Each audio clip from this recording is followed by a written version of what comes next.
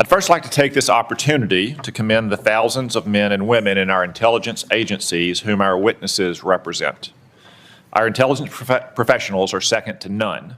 Because of their service, their dedication, and their sacrifice, Americans are safer at home and around the world. But because of the nature of their work, grateful Americans don't buy their lunch at restaurants or even have a chance to say thank you. So on their behalf, let me simply say thank you. I want to make two basic points this morning. First, the world is always a dangerous place, especially for America. But thanks to your agencies and President Trump's leadership, the world isn't quite as dangerous for Americans as it was a year ago.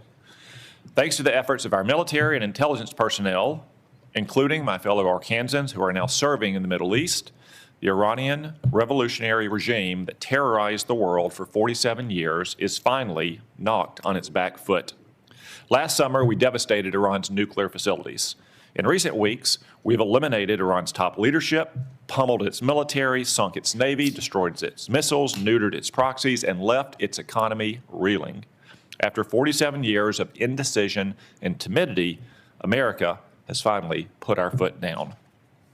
I'm also pleased to report that things have improved a lot in our own backyard now that Venezuela's illegitimate communist dictator, Nicolas Maduro, is rotting in a New York prison. Only the United States could execute a military and intelligence operation of this difficulty without a single American life lost. Our military is awesome, but these operations wouldn't have succeeded, and they probably wouldn't have even been tried without timely, accurate, and fact-based intelligence from your agencies. These successful operations are a testament to our intelligence professionals' ability to expose and uncover critical details about America's enemies. So let this be a warning to those who wish America harm. We leave no stone unturned, and there's no one or no thing close to you that might not betray you. Today's hearing is an opportunity for the American people to hear an unvarnished and unbiased account of the remaining threats we face, from communist China, North Korea, and Russia to the east to narco-terrorist cartels here at home. These threats truly do span the globe. And for my second point, your agencies have improved over the last year thanks to reforms that has gotten them back to basics. Of course, my 2 points are related. When our intelligence agencies return to their core mission, stealing the secrets of our adversaries to deliver timely and needful intelligence, America is safer for it. These efforts are already bearing fruit. For example, last year, the CIA increased its foreign intelligence reporting by 25%. This year, the CIA is on track to hire and deploy more officers than at any point in the last quarter century. While I'm greatly encouraged by the progress, more remains to be done. We must always equip our intelligence personnel with the tools they need to do their jobs well and execute their missions. That's why I fully support President Trump's request for a clean reauthorization of FISA Section 702. And it's why I expect a healthy intelligence budget request in the administration's supplemental appropriations request to fund operations against Iran and narco-terrorists. No doubt our military needs supplemental funding, but our intelligence agencies need it just as badly. Moreover, I urge each of you to continue to make personnel and institutional reforms that will cement these changes and foreclose a return in the future to bureaucratic bloat, political bias, and excessive caution within your services. When I became chairman, I promised real reform across the entire intelligence community. Our first Intelligence Authorization Act set the foundation for a more efficient intelligence community by, for example, reorganizing the ODNI, improving the security of CIA installations, and directing resources towards foreign intelligence collection and covert action. This year, I look forward to going further, namely by growing our cadre of collectors, making generational investments in core capabilities, providing new capabilities to defend our space assets, and further codifying reforms to guard against any future return of bloated and biased bureaucracy. I look forward to working with you towards these ends. I now recognize the Vice Chairman. Thank you, Mr. Chairman, and let me also offer a good morning to our witnesses. Let me also join you, Mr. Chairman, and begin by thanking literally the tens of thousands of men and women across America's intelligence community who work every day to keep our country safe. Their work is by necessity secret. That is the nature of intelligence.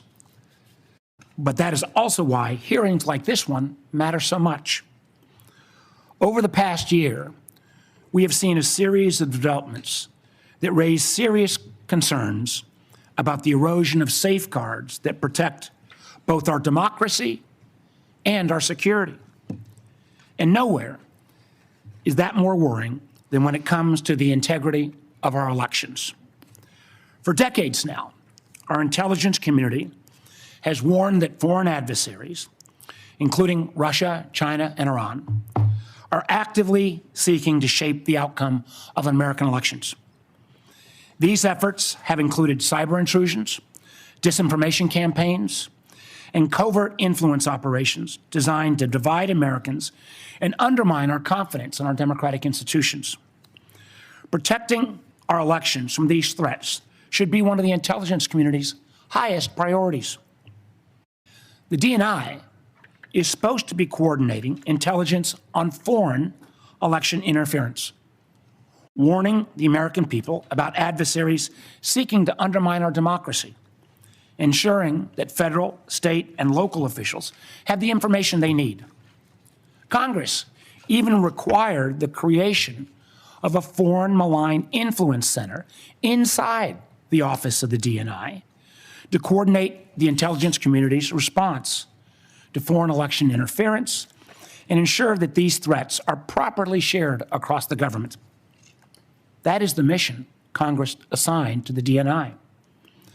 But while foreign adversaries are actively probing our democratic institutions, the DNI has eliminated the Foreign Malign Influence Center and does not have a designated official coordinating the response to election threats. And for months, the committee has repeatedly requested briefings from the IC, briefings that are required by law on legitimate foreign threats to the midterms. We have received no response. Now, that silence, I believe, should concern every member of the committee because it clearly demonstrates the DNI is not interested in protecting American democracy by combating foreign influence. Instead, unfortunately, we have seen the DNI involve herself in purely domestic matters. Last month, we saw Director Gabbard personally participate in a law enforcement raid to seize election ballots and voting machine records in Fulton County, Georgia. A raid tied to an election that the president lost 6 years ago. When the warrant supporting the raid was unsealed, it showed something deeply troubling. There was no foreign connection to justify the involvement of our nation's top spy. Instead, the predicate for the warrant was a slop of debunked conspiracy theories that had already been rejected repeatedly by courts, by independent investigators, and even by Georgia's own Republican Secretary of State. Yet the nation's top intelligence official was personally involved in this operation. This raises one very serious question. If the intelligence community is not being deployed to mobilize against foreign threats, why is it being deployed at all on a domestic issue? The DNI's appearance at this raid, as well as their involvement in seizing voting machines from Puerto Rico, suggests something that should also alarm every American. I believe an organized effort to misuse her national security powers to interfere in domestic politics and potentially provide a pretext for the president's unconstitutional efforts to seize control of the upcoming elections. Don't take my word for it. The president has repeatedly pushed for the nationalization of our elections, calling for federal government to override the state election laws and, quote, take over voting while continuing to make false statements about election fraud. And we have heard troubling rhetoric from senior officials that reinforce these concerns. As former Homeland Security Secretary Kristi Noem said publicly, we've been, and this is a quote, we've been proactive trying to make sure we have the right people voting, electing the right leaders to lead this country. At the same time, the administration has brought into government individuals promoting conspiracy theories about our elections. The so-called White House Director of Election Security and Integrity, Kurt Olson, played a key role in efforts to overturn the results of the 2020 election. Now, Mr. Olson holds a position inside the federal government with the authority to refer criminal investigations and access our most sensitive security information, all supposedly doing his witch hunts around elections. As a matter of fact, according to the court filings, he helped trigger the FBI seizure of the ballots in Fulton County. So it's worth asking, why is someone whose career has been devoted to undermining the legitimate results of a democratic election now operating from inside the federal government with access to law enforcement and intelligence authorities? What exactly has he been empowered to do? As members of our committee know, this committee was created in the aftermath of the unconstitutional abuses exposed after Watergate. The guardrails have been built around our intelligence and law enforcement agencies over the past several decades exist for a reason. Without them, America begins to look more like adversaries emphasized in this year's annual threat assessment: China, Russia, Iran, North Korea, and less like a democracy. Confronting these very clear and present threats to American security requires experienced professionals in intelligence agencies that are focused squarely on their mission. Instead, over the past year, we've seen actions that only serve to weaken them. Politically motivated purges at the FBI has resulted in the exodus of hundreds of agents and the reassignments of hundreds more from key national security areas like counterintelligence, counterterrorism, and cyber, and where they've been redeployed to? Immigration enforcement. In one troubling case, agents working on a task force focused on threats from Iran, clearly something that's pretty damn important right now, were dismissed because they had previously participated in the investigation of the president's mishandling of classified information. Elsewhere, the Bureau's budget is being slashed. Last year, it cut over $500 million, with the largest decreases from cyber, counterterrorism, and counterespionage. And the remaining scarce resources are being squandered on things like a $60 million jet for the director's personal travel so he can go golfing in Scotland or partying with athletes in Milan. In fact, according to a whistleblower account, those flights became so frequent they even delayed the Bureau's response to major incidents like the Charlie Kirk assassination or the shooting at Brown University. Credible reports also indicate that highly trained FBI agents from elite SWAT units have been reassigned to chauffeur his girlfriend, an unprecedented use of personnel whose training are actually intended for hunting violent criminals and neutralizing terrorists. Unfortunately, this dysfunction has not been limited to the FBI. Both the National Security Agency and the Defense Intelligence Agency, and this is no reflection on the two gentlemen sitting in front of us, were both left leaderless for months after the president fired their directors, one at the behest of a 9/11 conspiracy theorist, and the other for providing a fact-based assessment that contradicted the president's claims about obliterating Iran's nuclear program. Clearly, if the program had been truly obliterated, the president wouldn't be bombing again right now. And again, more than 1/3 of the personnel at CISA, created by Congress to protect critical infrastructure like power, water, and election systems, have been forced out. That seems like a real mistake as we still grapple with the intrusion called Typhoon and the recent Iranian cyber attack on Stryker. And we are now seeing in real time the cost to the State Department. Thousands of American citizens were trapped in a literal war zone with little assistance from their own government. For a time, those calling the State Department hotline for assistance were greeted with a pre-recorded message that said, quote, "Please do not rely on the U.S. government for assisted departure or evacuation." This was a foreseeable security crisis.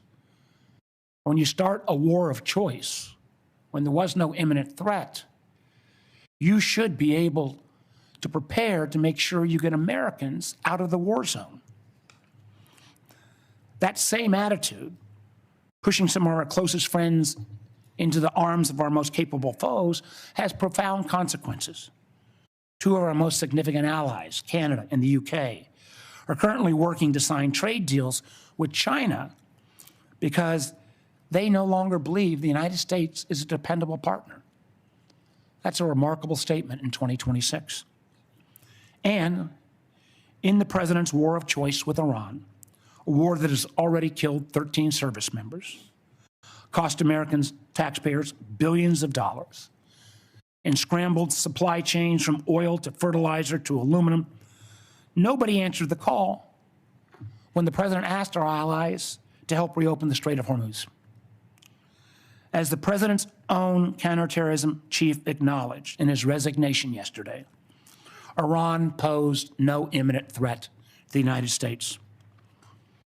And unfortunately, our allies have been alienated and distracted by the administration's unilateral threats like invading Greenland, and the result is clear. Americans have been left more exposed in an already dangerous conflict. Now, what I just outlined is quite a list, and it's a partial one at that. Matter of fact, we've got a full list we'd like to share with all the press. So what does this all mean? It matters because I believe the warnings contained in this year's annual threat assessment. I believe our IC when they say the global security environment is becoming more complex and that armed conflict is becoming more global. And I also agree with the assessment when it says that to succeed, we must think prudently and prioritize our efforts. On the topic of the annual threat assessment, I want to close where I began by noting that since the first time since 2017, in the aftermath of Russia's intervention in our 2016 elections, the annual threat assessment includes nothing about adversary attempts to influence American elections. Now, I don't believe this omission means that the threat has disappeared. It means that the intelligence community is no longer being allowed to speak honestly about it. And it raises serious questions, and I will be asking about your priorities, Director Gabbard, in terms of what you're choosing to prioritize instead. Thank you, Mr. Chairman. I yield back. Before we go to the witnesses, now that we have a critical mass of members, I would simply like to remind members that we will handle questions as we did last year, seniority at the time of the gavel, and alternating between Democrats and Republicans. We'll have one round of questions, 7 minutes per round. I will not entertain questions after 7-minute time has expired. Furthermore, I expect to convene the closed session in our usual location promptly 30 minutes after the open session begins. Director Gabbard, the floor is yours. Thank you, Chairman Cotton, Vice Chair Warner, members of the committee, good morning. I'm here today to present the 2026 Annual Threat Assessment, joined by the directors of the CIA, FBI, DIA, and NSA. Before I continue, on behalf of the intelligence community, I want to extend our thanks to General Hartman for his 37 years of service in uniform and closing out his 37 years with tremendous leadership of the NSA. This briefing is being provided in accordance with ODNI's statutory responsibility. I'd like to remind those who are watching what I am briefing here today conveys the intelligence community's assessment of the threats facing U.S. citizens, our homeland, and our interests, not my personal views or opinions. In this assessment, we're following the structure of priorities that were laid out in the President's national security strategy, starting with threats to our homeland and then shifting to global risks.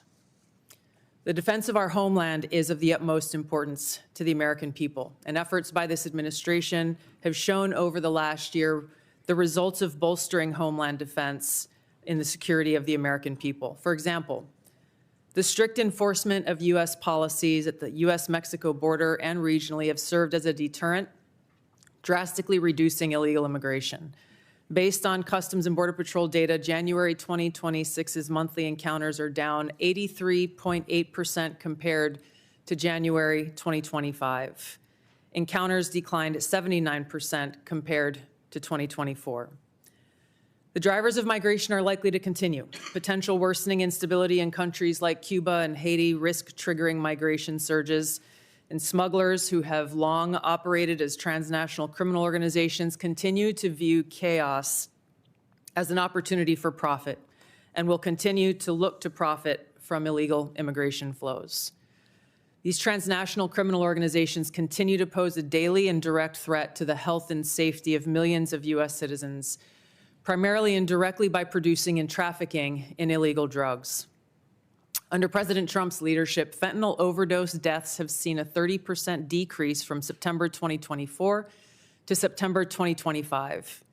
President Trump's aggressive efforts to more directly and actively target these transnational criminal organizations and reduce the inflow of fentanyl precursors has already had a significant impact, which is likely to continue.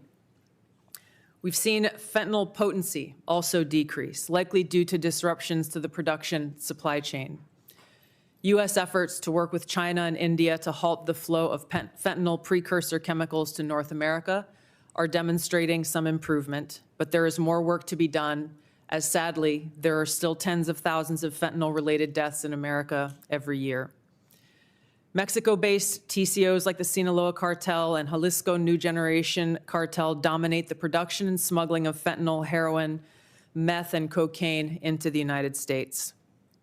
Colombia-based DCOs and illegal armed groups like the Revolutionary Armed Forces of Colombia and the National Liberation Army are responsible for producing and trafficking large volumes of cocaine to the U.S. and European markets, with now some indicators of attempts to expand their market to the Asia-Pacific region. Colombia remains the world's largest producer of cocaine, and Colombian criminal groups have expanded their trafficking relationships with neighboring Ecuadorian and Brazilian gangs. As you know, MS-13 is well established in cells within the United States and uses violence to intimidate the Salvadoran diaspora, engaging in murder, extortion, retail drug trafficking, firearms offenses, and prostitution, fueling increased violence and instability. These and other TCOs continue to present a very tangible and individualized risk of violent crime to everyday Americans and contribute to regional instability. As the President increases his focus on counter-drug and counter-cartel pressures, they're likely to seek ways to try to adapt their operations, including shifting production locations and trafficking routes and methods. The United States continues to face a complex and evolving threat landscape with a geographically diverse set of Islamist terrorist actors seeking to propagate their ideology globally and harm Americans, even as al-Qaeda and ISIS remain weaker today than they were at their respective peaks. The spread of Islamist ideology, in some cases led by individuals and organizations associated with the Muslim Brotherhood, poses a fundamental threat to freedom and the foundational principles that underpin Western civilization. Islamist groups and individuals use this ideology for recruiting and financial support for terrorist groups and individuals around the world, and to advance their political objectives of establishing an Islamist caliphate which governs based on Sharia. There are increasing examples of this in various European countries, and President Trump's designation of certain Muslim Brotherhood chapters as foreign terrorist organizations is a mechanism to secure Americans against this threat. In response to setbacks to their capabilities of conducting large-scale complex attacks, Islamist terrorist groups have shifted toward focusing on executing information operations to spread propaganda and inspire or enable individuals located in or with access to the West. U.S. counterterrorism efforts, primarily in Iraq, Somalia, Yemen, and Syria in 2025, were instrumental in removing key terrorist leaders and operatives, degrading the ability of al-Qaeda and ISIS to quickly reconstitute its leadership and plan large-scale attacks against the homeland and U.S. interests abroad. Strict U.S. border enforcement measures and increased deportations of individuals with suspected links to Islamist terrorists have reduced access to the homeland and removed some potential sources of future terrorist attacks. Since January, U.S. officials have only had a handful of encounters at our borders with individuals associated with terrorist groups. This is a positive trend. However, our interagency coordinated efforts to continue to identify, locate, and remove known or suspected terrorists who may already be in the United States continues with vigilance. In 2025, there were at least 3 Islamist terrorist attacks in the United States. Law enforcement disrupted at least 15 U.S.-based Islamist terrorist plotters. Roughly half of last year's disrupted plotters had some online contact with Islamist terrorists inspired by Islamist foreign terrorist organizations abroad. For example, in the recent attempt to attack a synagogue in Michigan, the shooter had familial ties to a Hezbollah leader. Al-Qaeda and ISIS pose the biggest threat to U.S. interests overseas in parts of Africa, the Middle East, and South Asia, where these groups operate. In the Middle East, AQAP in Yemen, ISIS-K in South Asia, and ISIS in Syria are among the most likely groups conducting external plotting. ISIS in Syria is likely seeking to rebuild its ranks, expand support networks, and solicit funds by re-engaging with and recruiting from the likely hundreds of ISIS detainees and thousands of ISIS-linked women and children who were either released or escaped from prisons and displaced person camps that were previously run by the Syrian Democratic Forces in northeast Syria. Meanwhile, state actors present a risk broader in scope by seeking new capabilities in kinetic and cyber warfare. The United States' secure nuclear deterrent continues to ensure safety in the homeland against strategic threats. However, the intelligence community assesses that Russia, China, North Korea, Iran, and Pakistan have been researching and developing an array of novel, advanced, or traditional missile delivery systems with nuclear and conventional payloads that put our homeland within range. The IC assesses that threats to the homeland will expand collectively to more than 16,000 missiles by 2035, from the current assessed figure of more than 3,000 missiles. The IC assesses that China and Russia are developing advanced delivery systems meant to be capable of penetrating or bypassing U.S. missile defenses. North Korea's ICBMs can already reach U.S. soil, and the IC assesses that it is committed to expanding its nuclear arsenal. Pakistan's long-range ballistic missile development potentially could include ICBMs with a range capable of striking the homeland. The IC assesses that Iran has previously demonstrated space launch and other technology it could use to begin to develop a militarily viable ICBM before 2035, should Tehran attempt to pursue that capability. However, these assessments will clearly be updated as the full impact of Operation Epic Fury's devastating strikes on Iran's missile production facilities, stockpiles, and launch capabilities is determined. These nations collectively will likely seek to understand U.S. plans for advanced missile defense for the homeland, probably for the purpose of shaping their own missile development programs and assessing U.S. intentions regarding deterrence. Shifting to the cyber domain, the IC assesses that China, Russia, Iran, North Korea, and non-state ransomware groups will continue to seek to compromise U.S. government and private sector networks, as well as critical infrastructure, to collect intelligence, create options for future disruption, and for financial gain. The IC assesses that China and Russia present the most persistent and active threats and are continuing their R&D efforts. North Korea's cyber program is sophisticated and agile. In 2025 alone, North Korea's cryptocurrency heist probably stole $2 billion, which the IC assesses is helping to fund the regime and include further development of its strategic weapons programs. Financially or ideologically motivated non-state actors are becoming more bold, with ransomware groups shifting to faster, high-volume attacks that are harder to identify and mitigate. Innovation in the field of artificial intelligence will likely accelerate these threats in the cyber domain. The IC assesses that it will increasingly shape cyber operations, with both cyber operators and defenders using these tools to improve their speed and effectiveness. For example, in August of 2025, cyber actors used an AI tool to conduct a data extortion operation against international government, healthcare, and public health emergency service sectors, as well as religious institutions. Moving to the Arctic, the IC assesses that Russia, and to a lesser extent China, aim to strengthen their presence in the region through increased maritime trade, natural resource extraction, and military activity. Russia, which has the longest coastline in the Arctic, has long sought recognition of its polar great power status and is deploying more military forces and building new permanent infrastructure. China, though not an Arctic country, is engaged in more limited efforts in the region to advance its own strategic and economic interests. The IC assesses that China is the most capable competitor in the field of artificial intelligence. The IC assesses that AI capabilities are rapidly advancing and changing the threat landscape, as this is a defining technology that enables computers and machines to simulate human learning comprehension, problem solving, creativity, and autonomy. It will be critical to ensure that humans remain in control of how AI is used and of the machines that may threaten to autonomously violate the interests of the American people across all domains.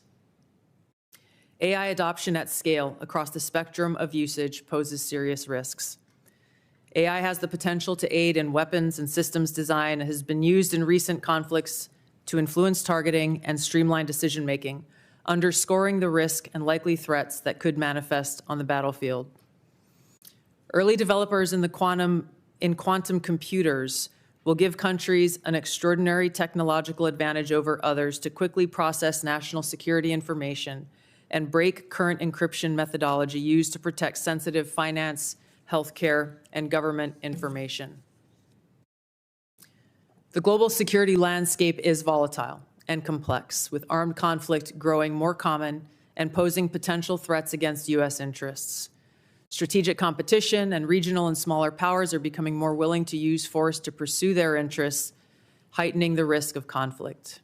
The IC assesses the space domain is becoming increasingly contested, with China and Russia developing counter-space capabilities to challenge U.S. space efforts. The threat of nuclear proliferation and advancing chemical and biological warfare capabilities continues to grow. I'll turn now to our neighborhood in the Western Hemisphere, where flagging economies, high crime rates, pervasive organized crime, migration flows, corruption, narcotics trafficking, all of these present a spectrum of risks to U.S. interests, and where strategic competitors seek to gain greater influence in the region. The IC assesses that Latin America and the Caribbean almost certainly will see hotspots of volatility in the coming year. Since Maduro's arrest, the IC assesses a shift in Venezuela's leadership towards cooperating with the U.S. to open its economy, to develop the country's oil and gas extraction capability, and we've seen their movement in releasing political prisoners. The U.S.-Mexico-Canada Agreement review in 2026 will likely increase uncertainty in many Latin American countries, especially those that rely on Mexico as an export destination for intermediate goods for manufacture and onward export to the U.S. China, Russia, and Iran are likely seeking to sustain economic, political, and military engagement with Latin America. The IC assesses that China's demand for raw materials is likely to continue to drive its economic outreach, while Russia likely wants to expand its current security and diplomatic ties with Cuba and Nicaragua. The IC assesses that China aims to elevate its own political, economic, military, and technological power to increase its own regional positioning and global influence to fend off threats to their interests. While there are challenging areas where interests diverge, President Trump's diplomatic engagements with President Xi to work towards U.S. interests have enabled progress where those interests align. The IC assesses that China continues to rapidly modernize its military forces across all domains in pursuit of its goal to achieve world-class status by mid-century. This includes building a force with the aim of being capable of deterring U.S. and allied forces in the region, and to achieve their stated objective of developing the ability to seize Taiwan by force if necessary. However, the IC assesses that China likely prefers to set the conditions for an eventual peaceful reunification with Taiwan short of conflict. The IC assesses that an increasingly confident North Korean regime remains a source of concern regionally and globally. Its weapons of mass destruction, its conventional military capabilities, illicit cyber activities, and demonstrated willingness to use asymmetric capabilities poses a threat to U.S. and its allies, particularly South Korea and Japan. North Korea's partnership with Russia is growing, and in 2025, Kim took steps to improve ties with China, still North Korea's most important trading partner and economic benefactor. The IC assesses that North Korea's support for Russia in the war against Ukraine has increased North Korea's capabilities as their forces have gained combat experience in 21st century warfare, along with equipment. In 2024, North Korea deployed more than 11,000 troops to Russia to support combat operations in Kursk. Pyongyang continues to develop and expand its strategic weapons programs, including missiles that can evade U.S. and regional missile defenses. It is continuing to work to increase its nuclear warhead stockpile and maintains biological and chemical weapons capabilities. Russia retains the capability to selectively challenge U.S. interests globally by military and non-military means. The IC assesses that the most dangerous threat posed by Russia to the U.S. is the potential of an escalatory spiral in an ongoing conflict such as Ukraine, or a new conflict that led to direct hostilities, including the potential deployment of nuclear weapons. The IC assesses that Putin continues to invest in Russia's defense industrial base, as well as novel capabilities that may pose a greater threat to the U.S. homeland and forces abroad than conventional weapons.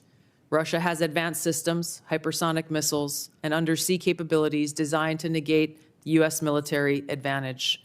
Moscow also relies on other tools to exert pressure, using gray zone tactics to further its goals and compete below the level of armed conflict. Russia is also building an extensive counterspace capabilities to contest U.S. space dominance. Its development of a nuclear counterspace weapon poses the greatest single threat to the world's space architecture. During the past year, the IC assesses that Russia has maintained the upper hand in the war against Ukraine. U.S.-led negotiations between Moscow and Kiev are ongoing. Until such an agreement is met, Moscow is likely to continue fighting a slow war of attrition until they view their objectives have been achieved. In the Middle East, conflict and instability will shape security, political, and economic dynamics in a variety of ways. The IC assesses that Operation Epic Fury is advancing fundamental change in the region that began with Hamas's attack on Israel on October 7, 2023, and continued with the 12-day war last year, resulting in weakening Iran and its proxies. The IC assesses the regime in Iran appears to be intact but largely degraded due to attacks on its leadership and military capabilities. Its conventional military power projection capabilities have largely been destroyed, leaving limited options. Iran's strategic position has been significantly degraded. The U.S.-led maximum pressure campaign and snapback of European sanctions added additional pressure to an already bleak Iranian economy, resulting in mass protests earlier this year that Tehran suppressed by killing thousands of protesters. Even if the regime remains intact, the IC assesses that internal tensions are likely to increase as Iran's economy worsens. Even so, Iran and its proxies continue to attack U.S. and allied interests in the Middle East. The IC assesses that if a hostile regime survives, it will likely seek to begin a years-long effort to rebuild its military, missiles, and UAV forces. Prior to Operation Epic Fury, the IC assesses Iran was trying to recover from the severe damage to its nuclear infrastructure sustained during the 12-day war, and continued to refuse to comply with its nuclear obligations with the IAEA, refusing them access to key facilities. The IC assesses that China, Russia, and North Korea see the United States as a strategic competitor and potential adversary. Iran has long viewed the U.S. as an adversary and is engaged in active conflict with the U.S. as of today. These four countries, the IC assesses, are likely to continue their selective cooperation with each other, which could bolster their individual capabilities and threats to U.S. interests more broadly. However, currently these relationships are primarily bilateral on selective issues and depend on broader circumstances, divergent sovereign interests, and in some cases, concerns over directly confronting the United States. These factors, the IC assesses, are likely to constrain their relationships. Finally, conflicts on the continent of Africa are likely to persist through 2026 due to poor governance, economic demands, and external support. Tensions continue between Ethiopia and Eritrea, which could rapidly accelerate to conflict. Contentious national elections in Somalia could distract the federal government away from counterterrorism actions against al-Shabaab, which continues to conduct terror attacks while providing funding and propaganda support to other elements of al-Qaeda in Yemen. The civil war in Sudan continues, even as external negotiations occur. ISIS in West Africa and the Sahel have increased the intensity of their attacks against local security forces, expanding their areas of operation and moving closer to cities with a U.S. presence. The IC assesses that African governments will likely use their wealth in critical minerals to seek partnerships that deliver them meaningful benefit. Concurrent conflicts and crises across the continent will continue to put U.S. citizens at risk and cause further instability. In closing, as leaders of the intelligence community, we remain committed to providing the President and policymakers with timely, unbiased, relevant intelligence to inform decision-making and to ensure the safety, security, and freedom of the American people. Thank you. Thank you, Director Gabbard. General Adams, Camden, Arkansas is the home of brand new production lines for the Israeli missile defense interceptors. Could you please explain how critical Arrow and Iron Dome systems being built in Camden are for not only Israel's defenses, but the defense of hundreds of thousands of American citizens and troops in the region? Chairman Cotton, thank you for that question. And I have to say that the Arrow system and the Iron Dome system are critical defensive systems that prevent adversary power projection from impacting the targets in the friendly areas in Israel. The Arrow system itself is the high altitude, primarily against MRBMs, and it's proven to be very, very effective against those systems. The Iron Dome is more of a closer-in system, protecting against rockets and things of that nature. But the combination of those two with U.S. systems creates a shield to prevent those attacks from the Iranians impacting key areas in areas where they're protecting. Thank you, General Adams. I was recently in Camden with Secretary Hegseth as part of his Arsenal of Freedom tour, and they are great Arkansans who do great work to keep our nation safe. General Hartman, we've often spoken about our pressing need for more cybersecurity manpower and part-time formations, such as the Arkansas Air National Guard's 223rd Cyberspace Operations Squadron are a great way to grow the force. What recommendations do you have to grow these cyber protection teams and develop more capacity for local and national missions? Chairman Cotton, thanks for the question. I did hear a little bit about the great team in Arkansas there, and I know 855 CPT operates from that formation. And so for us, certainly looking at a number of different initiatives. One, ensure that we can share all of the relevant top secret classified information and other sort of indications and warning that the organizations need. But I will tell you, I'm an advocate for an ability to establish some sort of joint reserve cyber organization, and so that at Cybercom we can ensure that those organizations have all of the advanced training that they need to ensure that those organizations have access to all of the intelligence that they need, and to ensure that we control some level of funding at both Cybercom and NSA that can be used to mobilize those personnel to handle the most difficult problems that we're faced with. And we have been working with Congress on some of that language and the department, and we appreciate it, sir. Thank you, General Hartman. As I said in my opening, we only have this one public hearing a year, even though the committee hears from each of you several times throughout the year in classified settings. So we don't often have a chance to tell the American people what great work their intelligence professionals are doing for them. So Director Ratcliffe, could you take the opportunity to maybe join in the excellent briefings that Secretary Hegseth and General Kane have provided on a regular basis over the last couple months on the military aspects of both the Maduro raid and Operation Epic Fury, to explain the CIA's contributions to those operations? Thank you, Senator.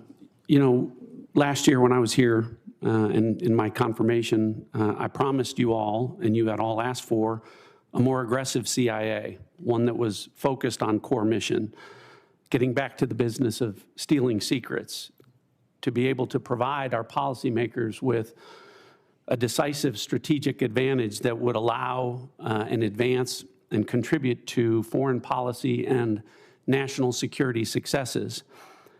To the credit of the CIA workforce, the CIA has delivered.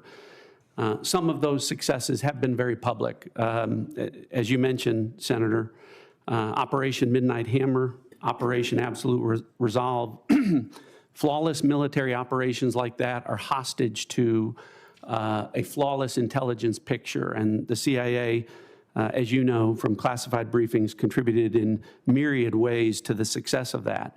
But what I would say to you is those successes are just emblematic of the phenomenal progress and success really by every measure, every metric, every standard across every national security space with regard to the work of the CIA. Senator, you mentioned some of it in your opening.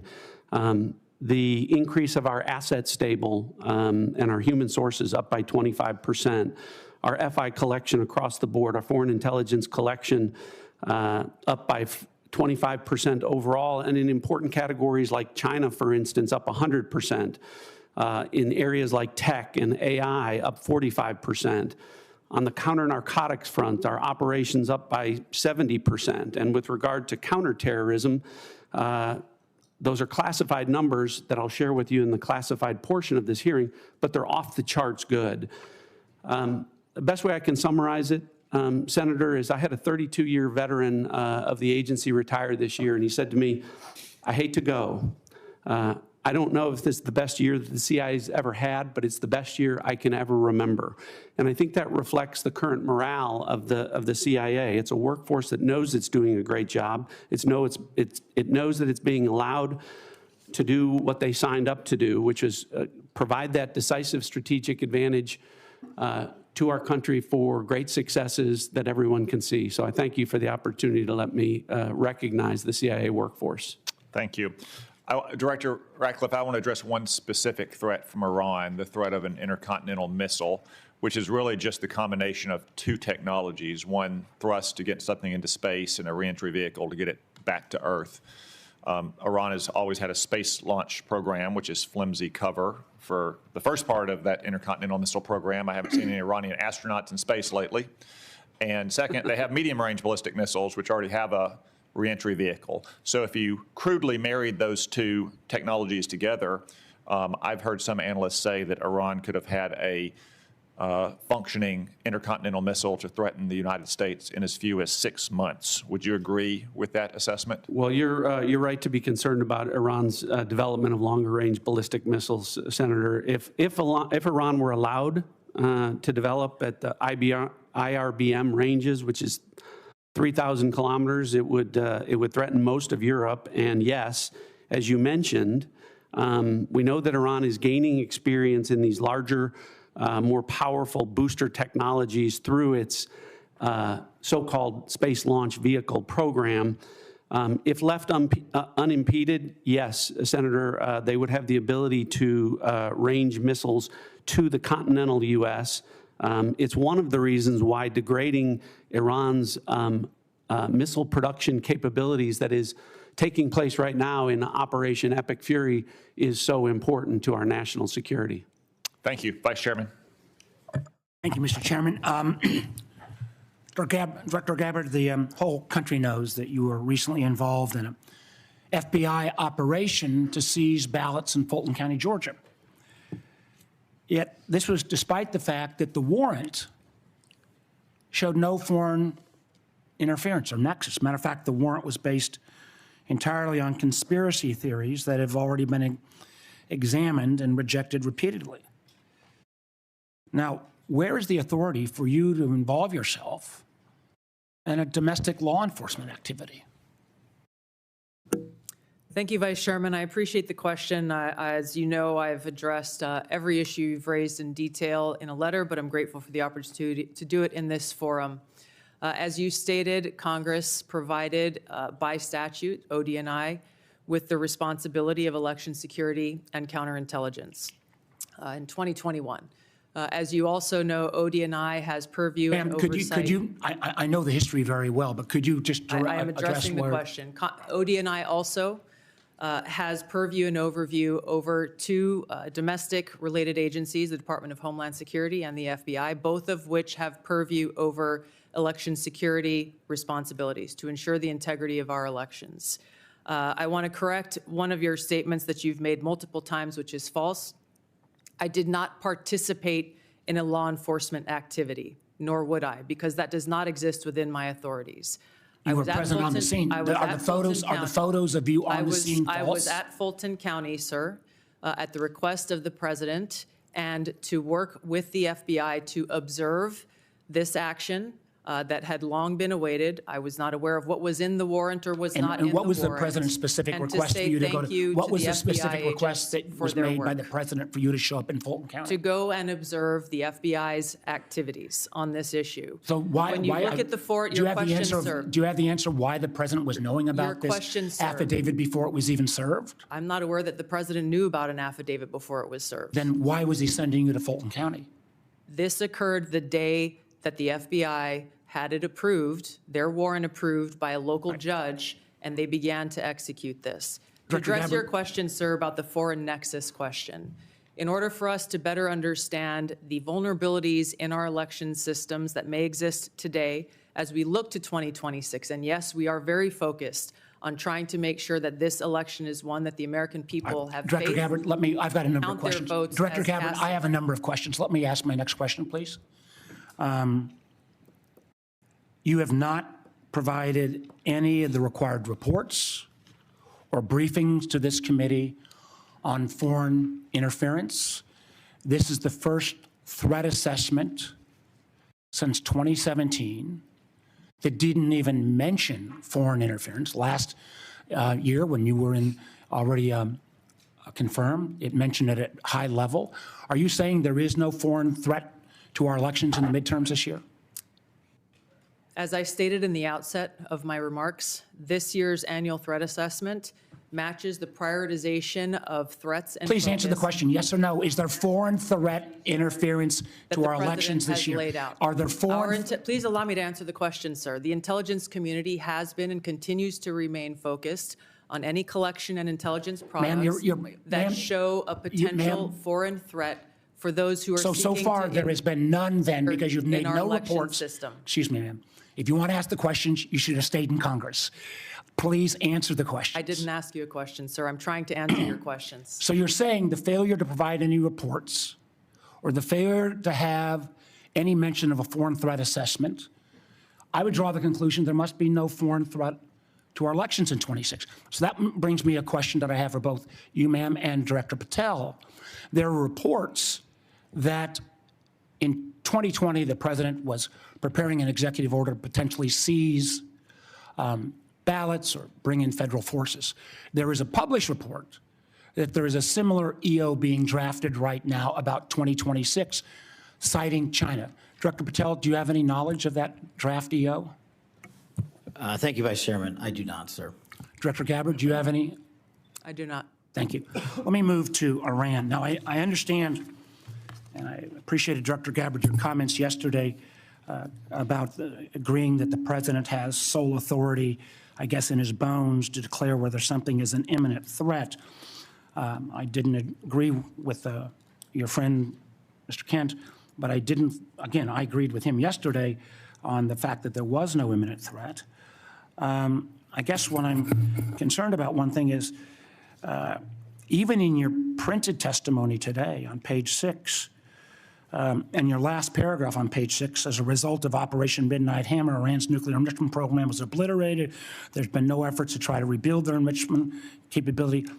You omitted that paragraph from your oral opening. Was that because the president had said there was an imminent threat 2 weeks?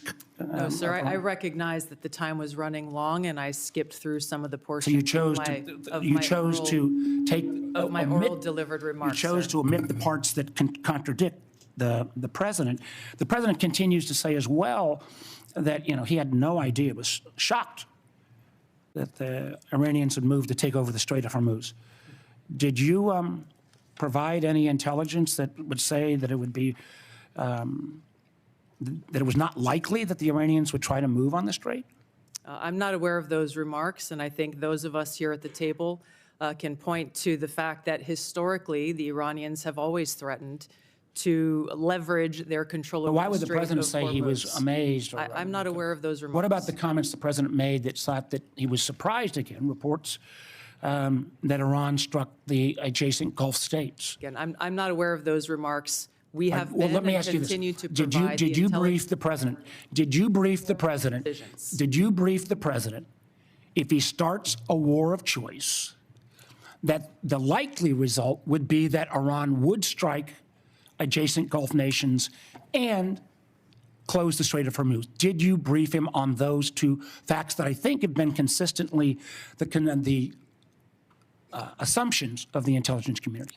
I have not and won't divulge internal conversations. I will say that those of us within the intelligence community continue to provide the president with all of the best objective intelligence available to inform his decisions. Senator Collins. Thank you, Mr. Chairman. Director Gabbard, you just testified that ISIS and al-Qaeda are significantly weaker. And reflecting that view, you have devoted declining budgets, personnel, and emphasis on countering terrorism. Yet, the fact is that ISIS is growing and operating in Somalia, Afghanistan, Syria, Pakistan, and Iraq. Al-Qaeda is surging in Afghanistan, the Arabian Peninsula, and throughout Central Africa. The Houthis in Yemen and the rest of the Iranian proxies remain a serious threat.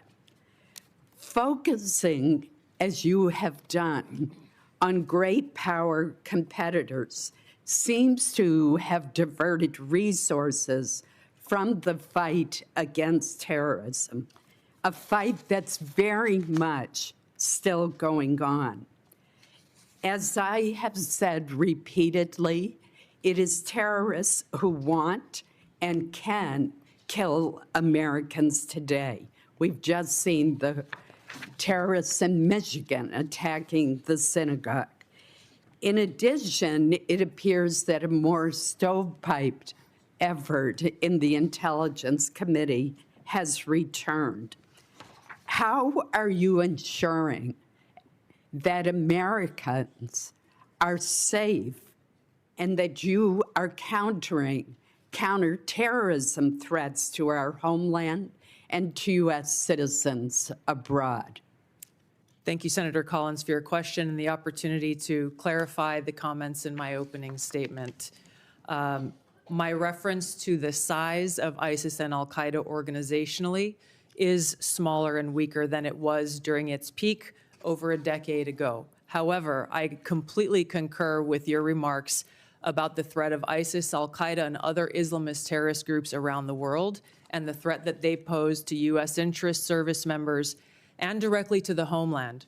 Our ODNI National Counterterrorism Center has been at the forefront of ramping up and I believe is more active today than it has been certainly in a long time. We are dedicating every resource that they ask for, as well as the counterterrorism elements across the IC, to make sure that we are never taking our eye off of this persistent threat to the American people. The change in tactics based on the current environment is something we continue to be most concerned about.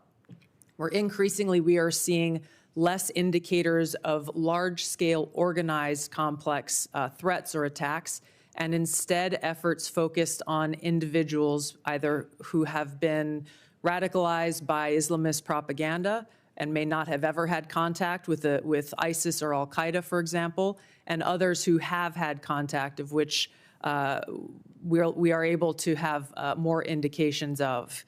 This remains and will be, and as we come to present our budgets to you, a foremost and primary priority. The integration across the intelligence community on the counterterrorism threat occurs every single day with our teams working very effectively together to thwart terrorist attacks as we have over the last year. Director Patel, I'm going to follow up on this issue with you. ISIS targets potential recruits online through social media, gaming platforms, encrypted messaging apps. ISIS even facilitated a network online to smuggle illegal immigrants into the United States. Since April 2021, there have been more than 52 jihadist-inspired cases across 30 states. What measures is the FBI taking to prevent foreign terrorist organizations from recruiting or influencing Americans, while also ensuring the protection of individuals' right to privacy? Thank you, Senator, and I think you said it best. They have transferred their capabilities in terms of personal recruitments to online recruitments, which makes any terrorist organization, including ISIS, all the more powerful. What we have done is extended and expanded resources to environments like the Threat Screening Center, which allows us to collect biometric capabilities from all over the world. We've had a double-digit increase in that and a double-digit increase in intelligence production. But what we've also done in the CT space specifically is expand the number of agents and intel analysts that go online and detect, based on our biometric capabilities and intelligence that we have from the interagency. And what that leads us to is what we saw in December of last year, Senator, where we at the FBI stopped 4 terrorist attacks, 4 in California, Texas, North Carolina, and Pennsylvania, 3 of which were ISIS-inspired. We were able to detect these individuals both online and in person using our covert platforms, and we shuttered a bombing campaign in Southern California and 2 mass casualty events for New Year's Eve. Director Gabbard, the intelligence community did not detect an extremely serious breach affecting our telecommunications industry due to the Chinese Salt Typhoon incursions for a very long time. In addition, the Chinese terrible threat to U.S. critical infrastructure. Specific sectors throughout the United States have been overlooked and underprotected. What are you doing to deal with the threat to critical infrastructure, our electric grid, our communication systems, given this huge miss by our talented intelligence community? Thank you, Senator Collins, for the question. Working with our partners at NSA and others to detect these threats and how they may be evolve or developing is something we're continuing to work on. Building strong partnerships with the private sector, whether it be in the telecom industry, the financial sector, the healthcare sector, the energy sector, is something that I'm rebuilding. We've seen some of these ongoing relationships falter over previous years. I've personally been astounded by some of the conversations I've had with leaders from these industries who are just as concerned as we are about these threats to our critical infrastructure, and yet don't feel that they have the connectivity or the information to be able to secure their own infrastructure. So in short, building those stronger partnerships, integrating and being able to share information intelligence where we can is critical for us to be able to secure our country from these threats. Thank you, Senator Collins. Senator Wyden. Thank you, Mr. Chairman. Director Gabbard, last year your agencies testified, and I quote, Iran's large conventional forces are capable of inflicting substantial damage to an attacker, executing regional strikes, and disrupting shipping, particularly energy supplies, through the Strait of Hormuz. In other words, every problem we're seeing now was not only foreseeable, but was actually predicted by the intelligence agencies. So, Director, in the lead up to the start of this war 3 weeks ago, did the intelligence agencies stick to their assessment that in response to an attack, the Iranians had the capability to shut down the Strait of Hormuz? Thank you, Senator Wyden. The intelligence community has continued to provide the president and his team with the intelligence related to this operation in Iran before and on an ongoing basis? So right now, we're in a global energy crisis. We're paying more for gas. The economy is in danger. And it seems to me, and I heard you discuss this with Senator Warner too, that there's a lot of hedging going on with respect to entirely foreseen consequences of the war. And that strikes me, Madam Director, as what amounts to a historic mistake. Now, my second question is, did the intelligence agencies assess that the Iranians could respond to a regime change attack from us by attacking U.S. forces and other Americans in the region? The IC assessment has always taken very seriously the threat of the Iranian regime's missile capabilities and how our American troops within the region may be put at risk. Again, it seems to me with Americans dying in the war, it's hard to see how you can sit here and say that the intelligence agencies couldn't provide a clear warning that if attacked, the Iranians would respond by attacking our people. Now, on Monday, Madam Director, Donald Trump was asked about Iranian strikes on the Gulf states. He said, and I quote, nobody, no, the greatest experts, nobody thought they were going to hit the Gulf states. You all are supposed to be the greatest experts. That's what we have you there for. Director Gabbard, did the intelligence agencies assess that Iran could conduct strikes on our own partners in the region if it was attacked? The intelligence community has continued to assess the potential threats to the region, the existing threats to the region, and providing those assessments to the policymakers and decision makers. Let me move on to several others of you with respect to 702 of FISA, and I'm just going to start with you, General Hartman. When Congress last reauthorized Section 702 of FISA, it included a provision that expanded the type of companies and individuals who could be forced to assist the government in its spying. Has this expansion resulted in any intelligence, General Hartman? Senator, thanks for the question. Just to be clear, this provision provided us an ability to collect foreign intelligence on personnel outside of the United States. This is the major 702 issue in terms of expansion. What was the effect of what was done? Senator, I would prefer to talk to you about exact specifics in the closed session.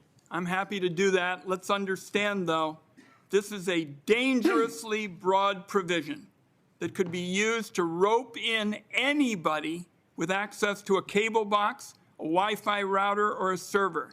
It was jammed into the 2024 reauthorization bill at the last minute.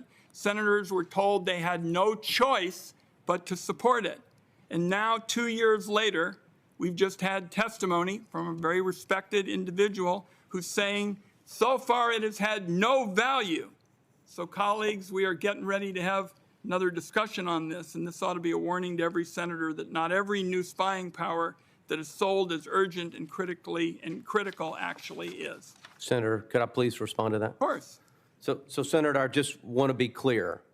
It provided us no additional authority that doesn't involve collecting intelligence on foreigners that are outside of the United States of America. Fine. Director Patel, a question for you. In 2023, your predecessor testified that, and I quote, "To my knowledge, we do not currently purchase commercial database information that includes location data derived from internet advertising." Is that the case still? And if so, can you commit this morning to not buying Americans' location data? Thank you.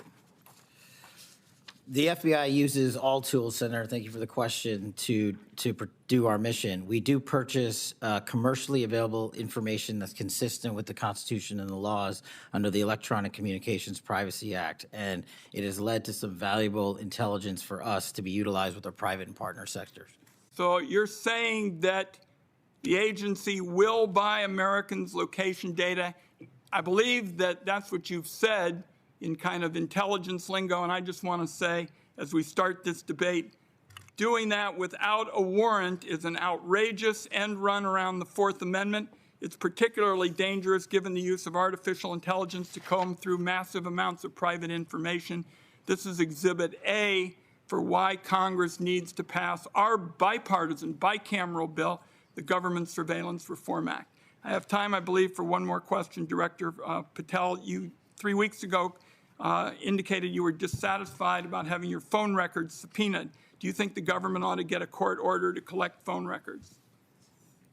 Senator, in my experience, the government does get court orders to obtain phone records. One last question. General Adams, for you, in 2021, your agency confirmed that it had purchased and searched domestic location data. It is still your agency's position that you can buy Americans' location data without a warrant? And if so, are you still doing it? Senator, thanks for the question. With regards to commercially available information and publicly available information, the purchases that my agency makes is in alignment with the Constitution and protects U.S. persons' information. But you're buying location data, correct? I mean, we've now had that referred to twice, and I don't think there's any question that you're doing it. All of the purchasing of commercially available information by the agency is passed through legal channels and is in complete compliance with laws. Thank you, Mr. Chairman. General Hartman, I want to give you a chance to answer more specifically what Senator Wyden said. You did answer it indirectly. Does anything in Section 702 give the government the authority to target any American with a cable box or a Wi-Fi router? Chairman, nothing in 702 gives us the authority to target an American with a cable router or Wi-Fi device. Thank you. And I would observe about commercially available data that the key words are commercially available. If any other person can buy it and the FBI can buy it and it helps them locate a depraved child molester or savage cartel leader, I would certainly hope the FBI is doing anything they can to keep Americans safe. It's not much different from longstanding Supreme Court precedent that, for instance, says law enforcement can go through trash that you put on the side of the curb because you no longer have a privacy interest in it. Senator Cornyn. Thank you all for your service to our country and the people you represent. We are in debt to all of you. I want to ask you, Director Ratcliffe, yesterday, the head of the National Counterterrorism Center resigned, saying that Iran did not represent an imminent threat to the United States. Is there anything to indicate that Iran had ceased in its nuclear ambitions or in its desire to continue to build ballistic missiles capable of threatening American troops and allies in the Middle East? Senator, no. In fact, the intelligence reflects the contrary. So you disagree with Mr. Kent? I do. I would think any fair-minded assessment of the situation, even based on open sources, would reflect the danger the regime poses to the United States. Isn't it true they've basically been at war with the West since 1979 during the Iranian Revolution and have American blood on their hands? That's absolutely correct. I think Iran has been a constant threat to the United States for an extended period of time and posed an immediate threat at this time. The threat assessment says that al-Qaeda and ISIS maintain the intent to launch operations targeting the U.S., but it's most likely to occur through U.S.-based lone offenders. I want to ask you, Director Patel, it seems like there's been a raft of incidents recently. On March the 1st in Austin, Texas, where I live, a lone gunman wearing a sweatshirt saying "property of Allah," and who the T-shirt he wore underneath had an Iranian flag, killed 3 innocent people and injured 12 more. And then we know in Virginia, the Old Dominion shooting, somebody who unbelievably was sentenced to 11 years in federal prison for attempting to support ISIS, but then was released only to commit another terrorist attack. We all are familiar with what's happened in Michigan, in New York, and I applaud the important role that the FBI has played in stopping some terrorist attacks, but obviously the FBI can't be everywhere all the time. Would you please talk about your cooperation and collaboration with Homeland Security investigations in countering terrorist attacks against the United States?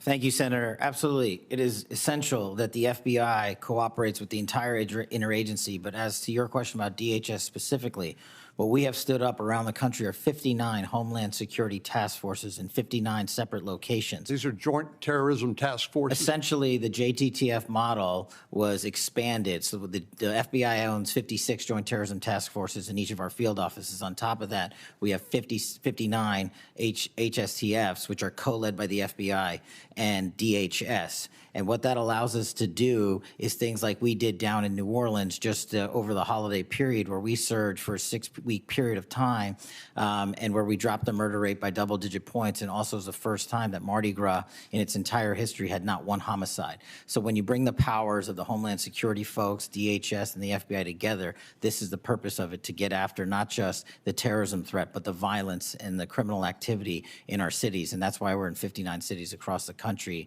and it's working in places like Memphis and every other city we have it. Are you aware of the fact that Homeland Security investigation is a major directorate within Immigration and Customs Enforcement? Yes, sir. Yes, sir. And are you aware that Senate Democrats have uniformly voted not to fund the Department of Homeland Security, including Homeland Security investigations, TSA, FEMA, and other functions of the Department of Homeland Security? Senator, I'm aware that employees of DHS are 1 month without pay. They're not being paid, right? Yes, sir. And we were all seeing what's happening at airports, where people are having to wait hours at a time because of the fact that these TSA agents are overburdened. But what I wanted to focus on with you is the refusal to fund the functions of the Department of Homeland Security, including Homeland Security investigations, making Americans less safe? Absolutely.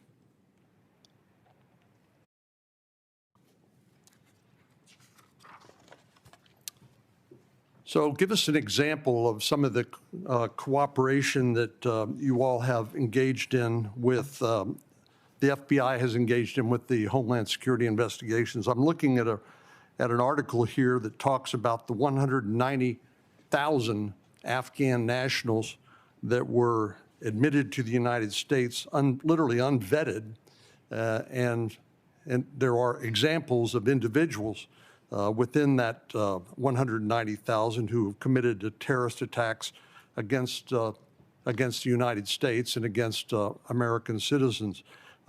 Is that the sort of thing that you are investigating with HSI? Senator, that's one of the many things we're investigating with HSI, DHS, CBP, ICE. Give me some other examples of the collaboration on what other topics, including in addition to terrorism attacks. What we're allowed to do with our DHS partners, Senator, is enable their massive workforce to supplement ours. And what they're allowed to do is share intelligence on things that you just talked about the 100,000+ illegals that came in from Afghanistan during the Afghanistan withdrawal. Unfortunately, they weren't vetted thoroughly. So what we're doing is going back with our DHS partners and vetting absolutely every single one of them to the best that we can. But unfortunately, we're not able to go out into the country and find every single one of these individuals. But we need more than 12,000 FBI agents to do that job, which is why we are utilizing the 100,000 or so 1811s at the Department of Homeland Security to give us the information they have from their immigration records, from their travel records, from their travel logs overseas and within the country. And what we're able to do is remove these individuals off the streets in every single state across the country, to include violent gang members, to include Tren de Aragua, to include ISIS-affiliated individuals, to include Al-Qaeda-related affiliated individuals. And hopefully we do it before and not after, like the tragedy that we witnessed in Washington, D.C., where an individual from Afghanistan was allowed to enter into our country and shot multiple members of our uniformed military service. Thank you. Senator King. Thank you, Mr. Chairman. I do need to point out, in response to some of the previous comments, twice in the last 2 weeks, as recently as last Thursday, Senator Patty Murray, the Appropriations Committee, put a bill on the floor that would have fully funded TSA, FEMA, CISA, and the Coast Guard for the rest of the year, leaving the focus on the dispute that we have with the conduct of ICE as separately. So inexplicably to me, that bill was blocked by my Republican colleagues.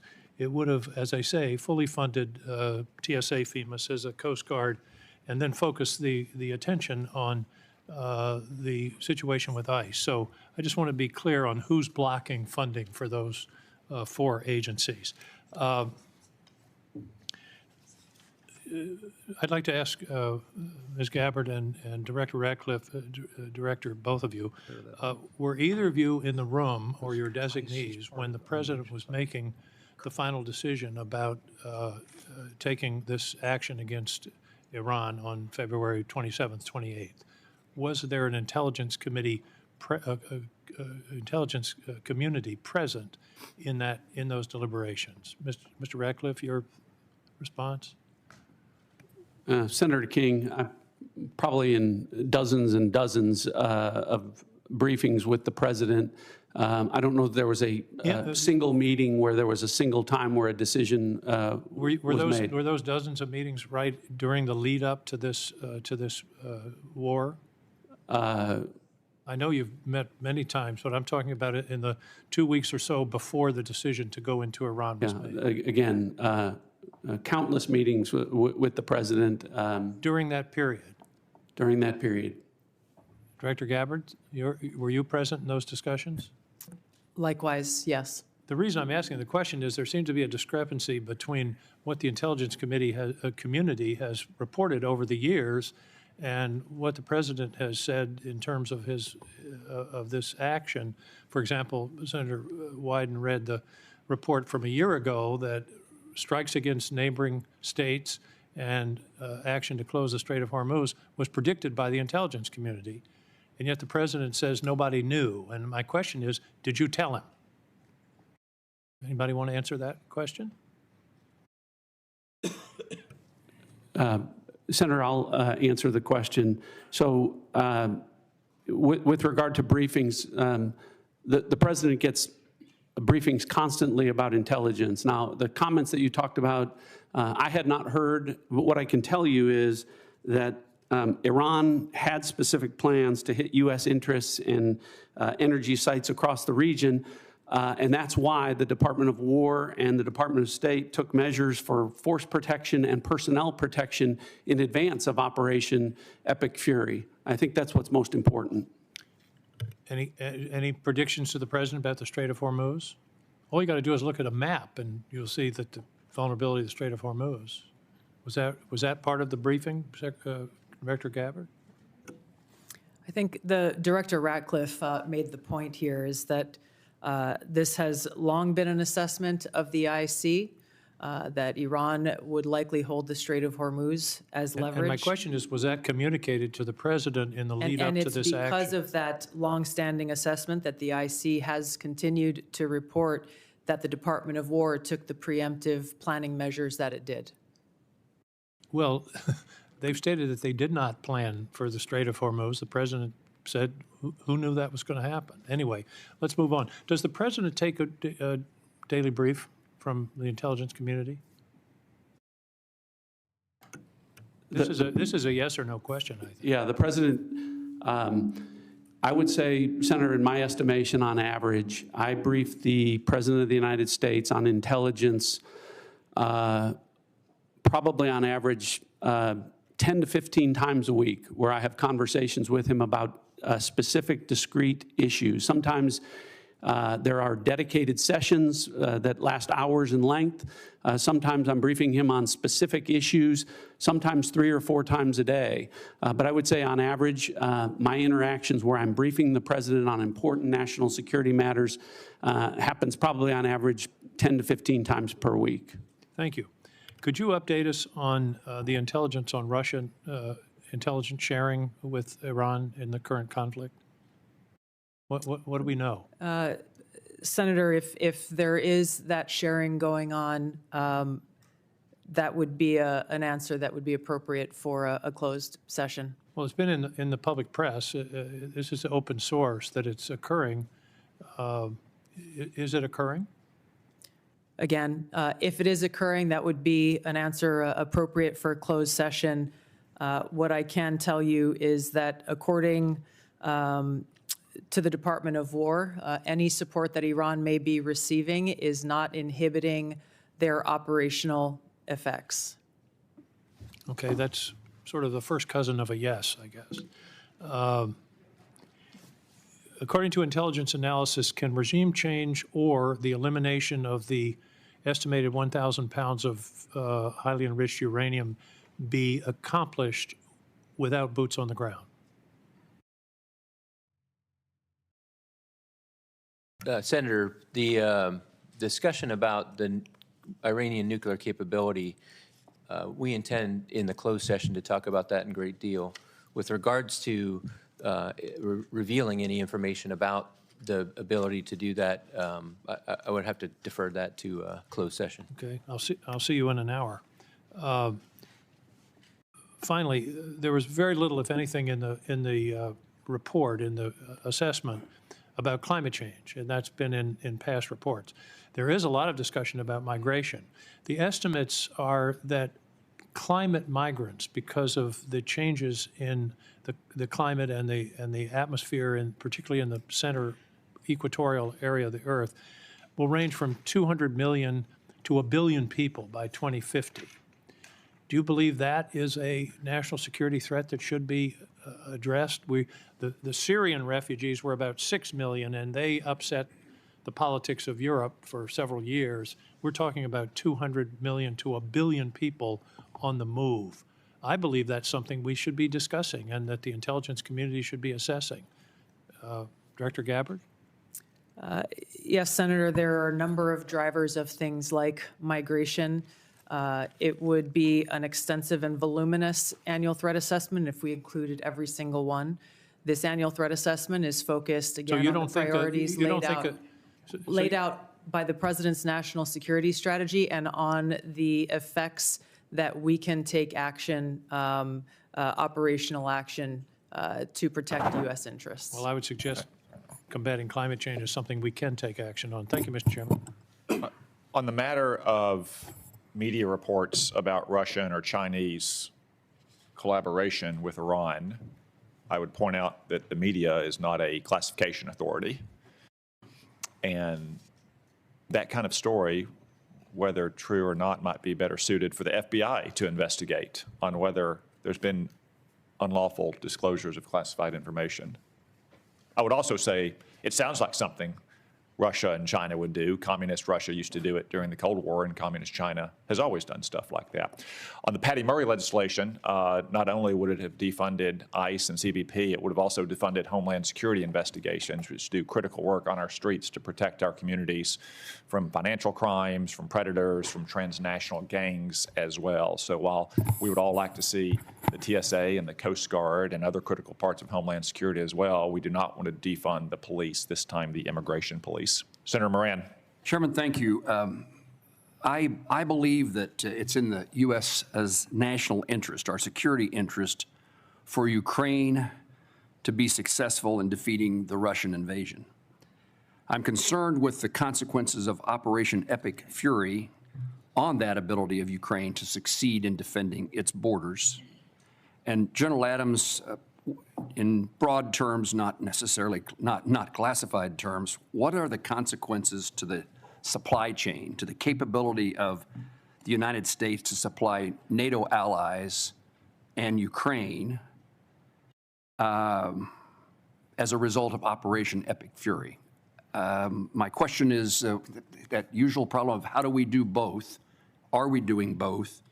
Is U.S. support maintained or diminished for Ukraine as a result of Epic Fury?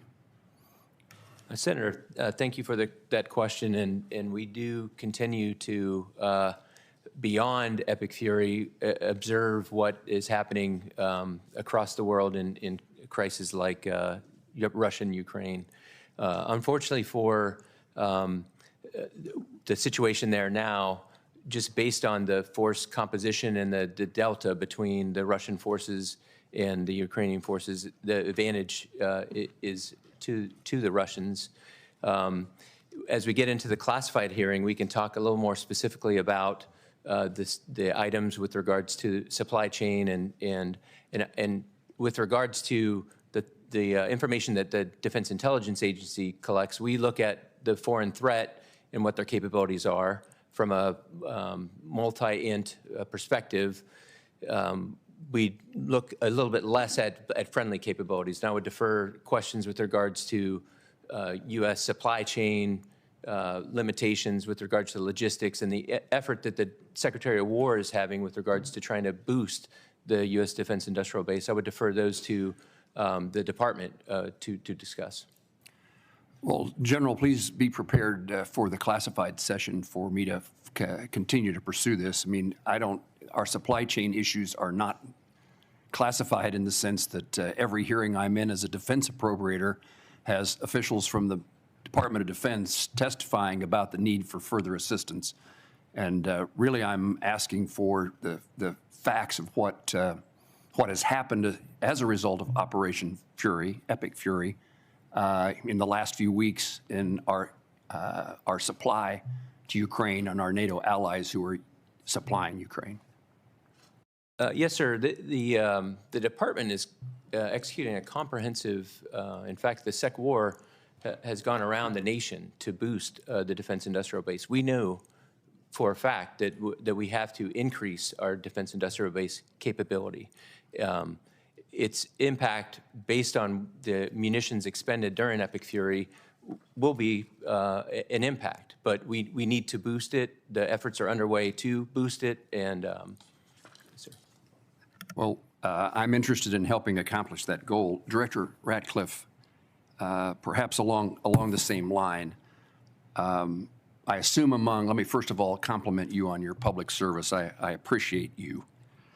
And that's not my usual town hall meeting when I get a compliment from somebody who then follows it with a but.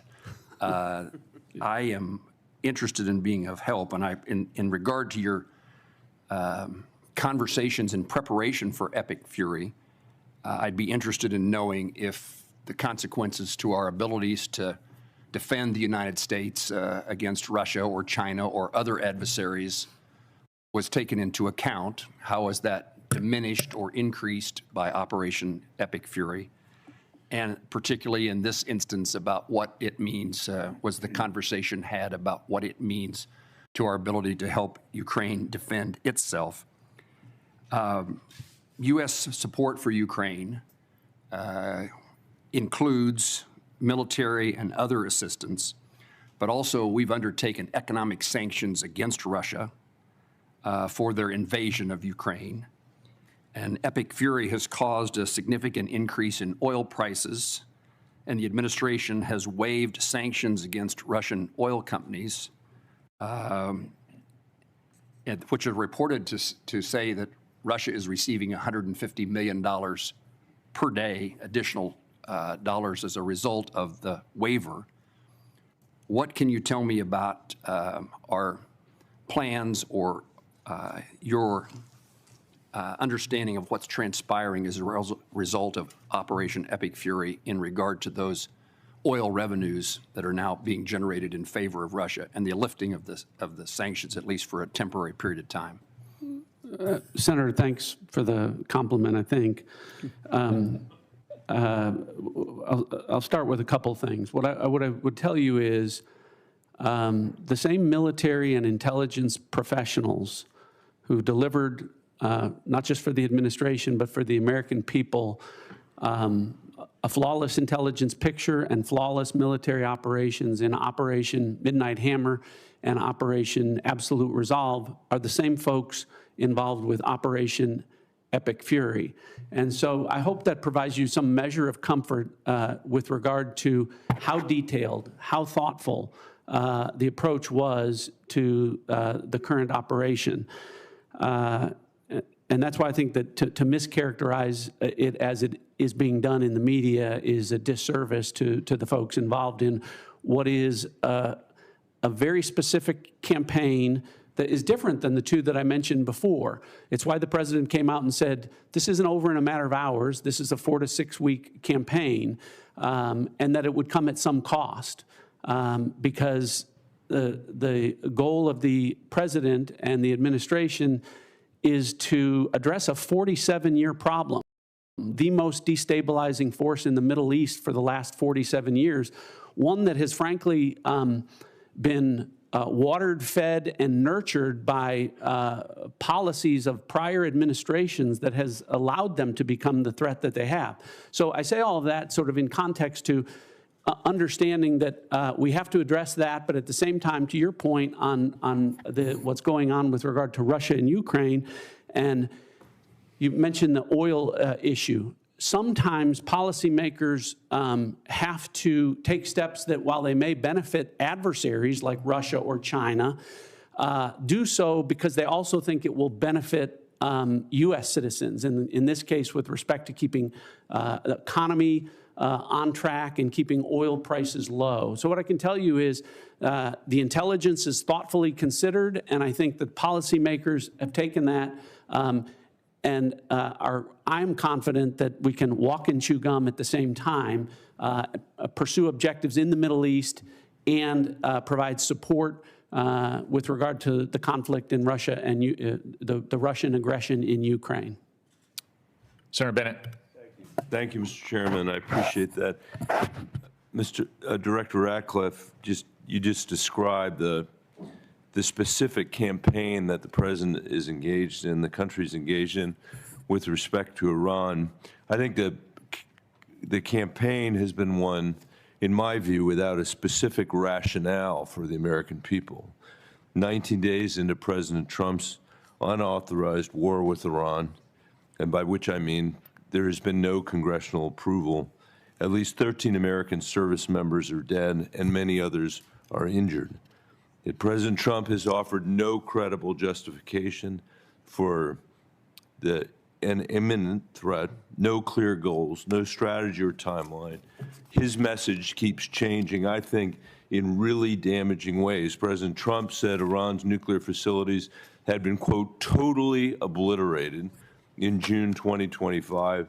But when he launched this latest war, he said we need to eliminate the imminent nuclear threat of those totally obliterated nuclear facilities. President Trump has threatened to seize Iranian oil and demanded our allies reopen the Strait of Hormuz. He said that I'm demanding that these countries come in and protect their own territory because it's their territory.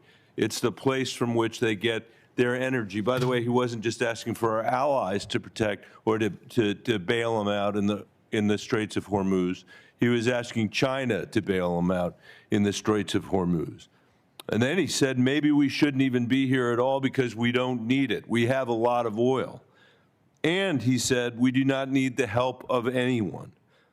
President Trump has declared we've won the war. We won it in the first hour.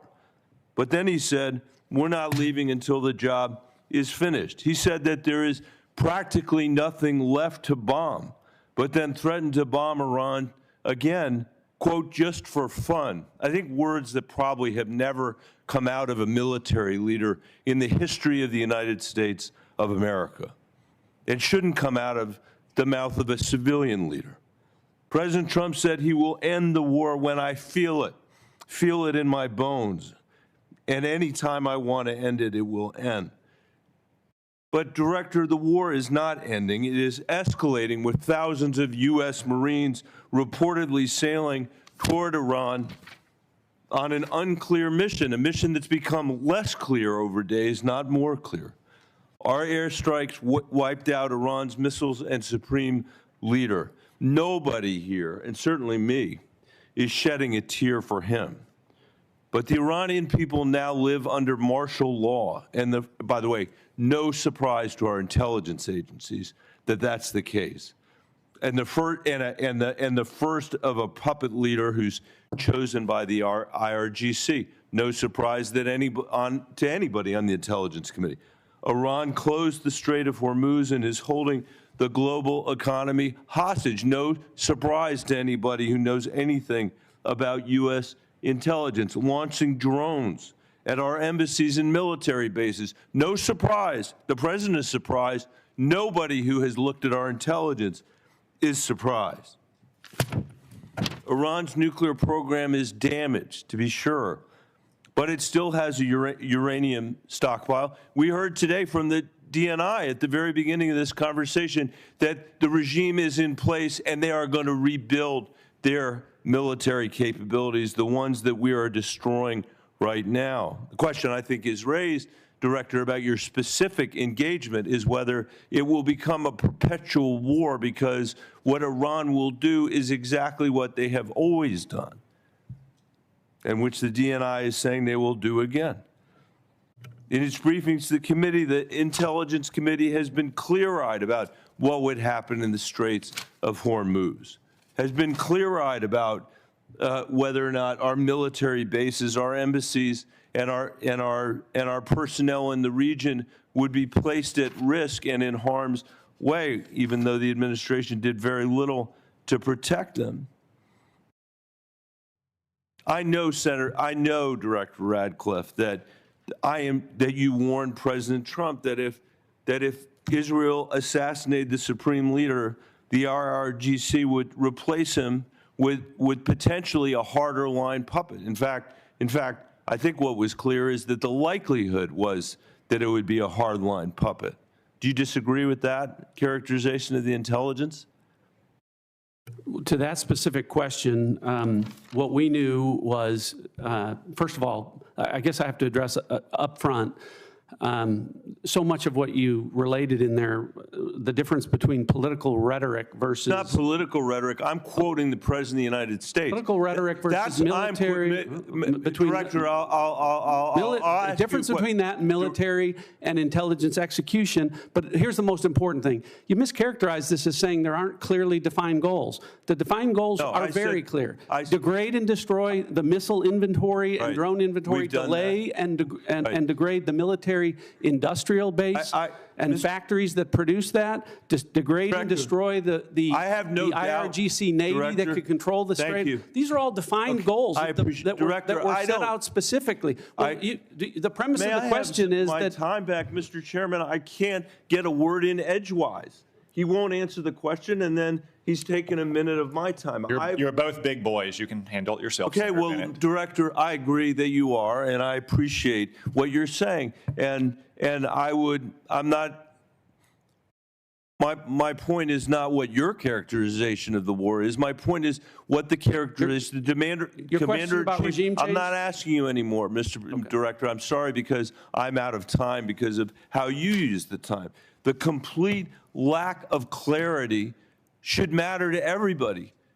President Trump, most of all, he is the person that got elected on the criticism that we had fought 2 wars in the Middle East that had lasted for 20 years. And now we're hearing the testimony is to get their ballistic missiles, to not even get to the nuclear stuff, we're going to have to be in a perpetual war with Iran. And I don't think that's where the American people are on this. This is a serious threat. This is a serious threat to us and to Israel. The question is how to handle it. And President Trump said, we are not the policemen of the world. He ran on that. And now he's turned us into the world's policeman, into its jury, into its judge, into its executioner. And just because we have the most advanced military in the world, it doesn't mean that we should be in a perpetual war all around the world. Thank you, Mr. Chairman. Senator Rounds. Thank you, Mr. Chairman. I'd like to maybe follow up a little bit this same line of questioning, but I want to do it in a little bit different manner. I've had the opportunity, like all of the other members on this committee, to see the threats that we discuss regularly in the classified settings. I also, sitting on the Armed Services Committee, have the opportunity to see what our capabilities are and what we have to do in order to respond to those threats. Director Ratcliffe, let me just begin. I think it's been very clear from the beginning that even though there were supposedly diplomatic activities going on, behind the scenes it was very clear, and I just ask if you would disagree or agree with me on this, it was very clear that Iran, while they were talking, they had no intentions of following through diplomatically with eliminating any of their nuclear aspirations, correct? Senator, that's correct. And in the classified session, we can go into detail, but you've characterized it right. Diplomatically, they were saying one thing. The intelligence was reflecting quite the contrary. Okay. Second of all, with regard to the capabilities, earlier in the 12-day war, a lot of their defensive capabilities had been taken out. Their air defenses had been taken out. The use of our aircraft in that area was safer because those defensive capabilities, most of them had been significantly reduced, meaning our young men and women who are flying those aircraft were safer. Is it fair to say that they were rebuilding their defensive capabilities as well at that time? Yes. So I'll just comment on that. So much is being made. Any characterization that Operation Midnight Hammer was anything but a wild success is wildly inaccurate. As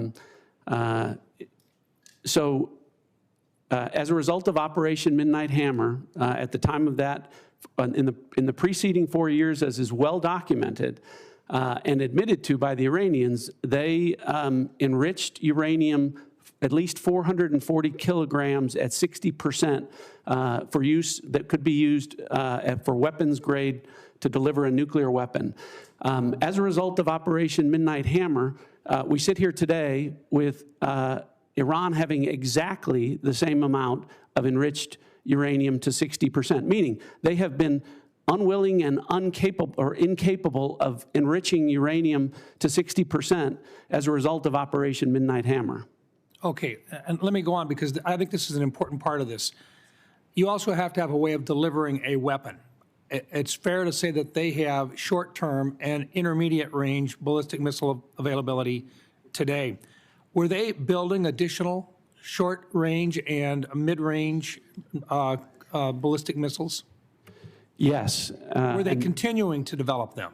Continuing to develop them and at rates that were alarming. And what about our ability to respond to those? We have very good defensive capabilities, but it takes time for us to build our defensive capabilities. Were they building their offensive capabilities while they were negotiating with us at a faster rate than we could build defensive capabilities? Yes. Were they continuing to work at and deliver additional resources to terrorist organizations that were affiliated with them in the region? Yes. So in other words, while they were supposedly diplomatically working with us during that entire time, they were continuing with regard to their nuclear intentions. They were building additional missile systems to deliver or conventional weapon systems to threaten their neighbors. Their defensive capabilities were going to be increased, making our young men and women at risk when at some point in the future we would have to basically go in and clean the mess up. I think there was an opportunity here, and I think the President made the right choice when he decided at this time that simply for our advantage and for the young men and women that have to go in and do this, that this was a safer time, if there ever is such a thing as a safer time, but the right time for our nation to respond to this threat. Is that an appropriate way of putting it, sir? I agree with that. Thank you. I think the President made the right choice. It is never a good time for a war. But at some point, you've got to look at what your best possibilities are for protecting those young men and women who are in harm's way. Let me move on for just a minute. Director Ratcliffe, let me just ask you this, because there's been a discussion, and we've never been able to talk about this in an unclassified setting, and I recognize it's sensitive, but 60 Minutes, there's been a report about Havana Syndrome and about individuals who are within the agency and within state departments that have actually had significant illnesses, some attributed, they believe, to outside sources. I don't think we have been able to, in an unclassified setting, at least acknowledge that we take these issues seriously. Is there anything you can share in this unclassified setting to assure the people of the State Department and your agency that this is not something which is being ignored? Thanks for the question. I appreciate the opportunity to address that. yes, we have to be careful about what we can say, and we can go into further detail in the classified session. But this is something that when I became the director, as you're aware, Senator, there are disparate opinions across the IC about what the cause of these AHIs may or may not be. Otherwise known as Havana syndrome. Well, Havana syndrome, yeah, or AHI. and the question of whether or not they could be the result of a directed energy weapon from a foreign adversary. So when you, having been the DNI, understanding the role of the DNI is to coordinate across the IC when there are disparate opinions among agencies. Director Gabbard and I had a conversation where she agreed that she would undertake a comprehensive review of that issue across the IC to make sure that it is getting the attention that it deserves. And I know that she has undertaken that and will be able to brief you in further detail in the classified session. Thank you. And one last thought, this is only a comment, but to General Hartman, your time in service has been very, very special. Working with you on the Cyber Security Subcommittee of the Armed Services Committee, I commend you for everything you have done. You are truly a hero, and you have served your country very, very well. Thank you for your service. Thank you, Senator. Thank you, Mr. Chairman. Senator Kelly. Thank you, Mr. Chairman, and thank you for being here today to all of our witnesses.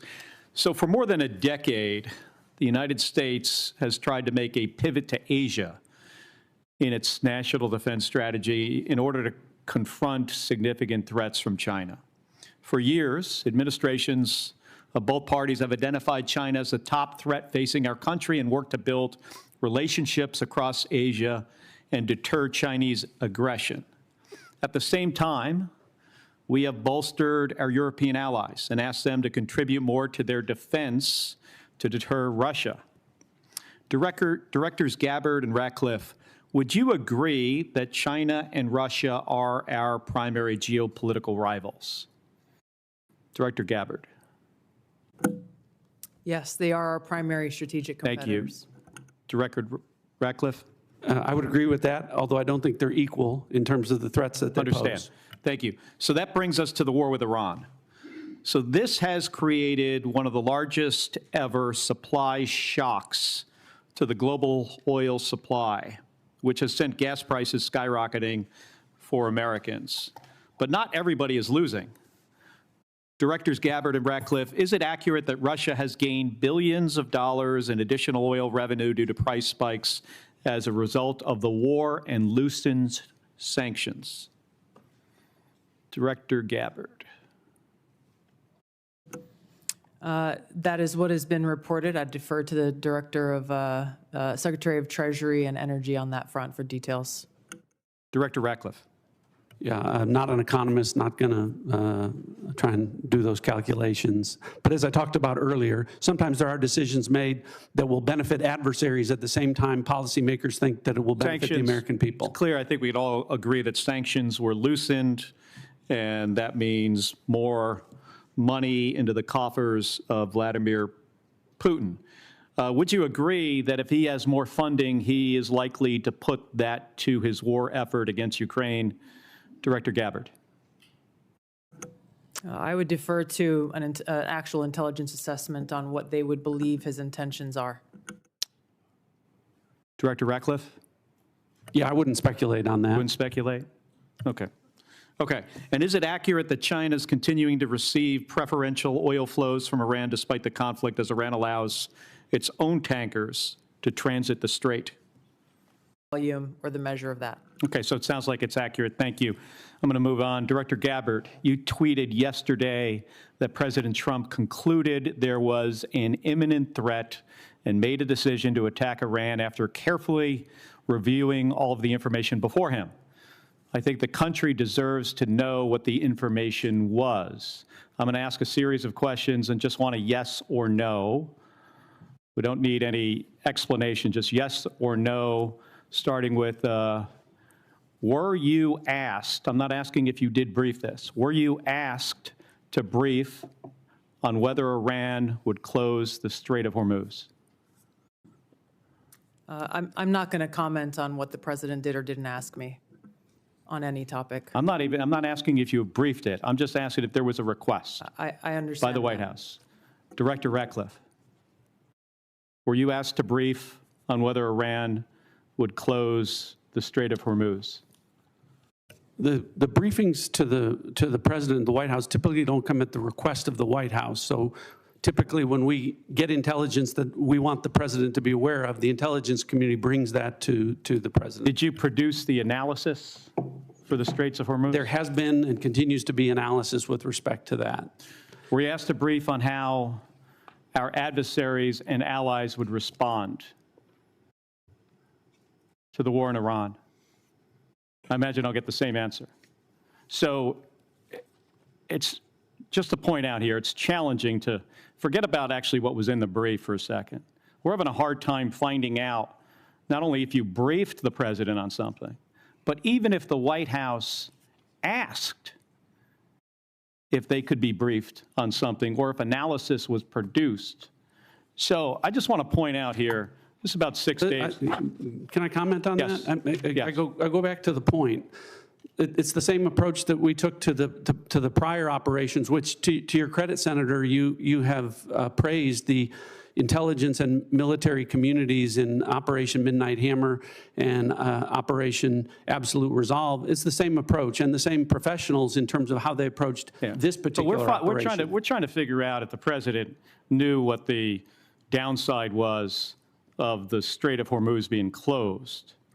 And I'm having a hard time finding out whether the White House asked or whether there was a brief, whether the president knew. Did he know this was going to happen, or did he just disregard it? And I just want to point out something that was released about 6 days ago. This is a fundraising email from the president of the United States. And in this email here, where there's multiple links to donate money, it says, as a national security briefing member, you'll receive my private national security briefings. Director Gabbard or Director Ratcliffe, do you think the public should be able to, supporters of the president should be able to pay and receive his private national security briefings? I assume these are briefings, Director Ratcliffe, that you provide to the president that is now going to be provided to somebody who makes a regardless donation. of what that I don't know what that document is, but regardless of what it says, it didn't happen. Oh, no, this is new. But what I'm telling you is that the Hatch Act would prevent me from in an apolitical role from engaging in that. I'm not aware that anything like that happened. Yeah, this says unfiltered updates. So, Director Gabbard, do you have any comment on whether unfiltered updates of private national security briefings should be made to individuals that donate to the president? I'm not familiar with that document, and It's been made very public 6 days ago. We'll get you a copy here because I agree with you, Director Ratcliffe, that the Hatch Act should prohibit this type of conduct. Thank you. Senator Langford joins us from what I gather is a very exciting confirmation hearing for Senator Mullen. It is, actually. For all of you, thank you. Thank you for the time that you give to the country to be able to serve, for your families and the sacrifice that you make to be able to do this, and all the professionals that work around you. Please pass on our gratitude to them because they work incredibly hard and difficult tasks in this. I want to talk about something that's a little closer to home on this. A lot of Oklahomans that I talk to, and quite frankly, folks even outside the state on it, when they think about threats, they, as strange as this may sound to those of us that deal with missiles and ballistics, they think about the threat to their family and to their income and to who they are. And a lot of it is international scammers that are now reaching into the United States to be able to gather data or to be able to steal money from them. AI has accelerated this dramatically, and I know the Worldwide Threats has mentioned this and some of the challenges that we face on it. But the challenge is getting bigger. FBI had noted that in 2024, It was almost $17 billion that was assumed lost to scammers, a lot of those internationals. Some estimates are as high as $50 billion on it. AI continues to be able to accelerate the capabilities on it.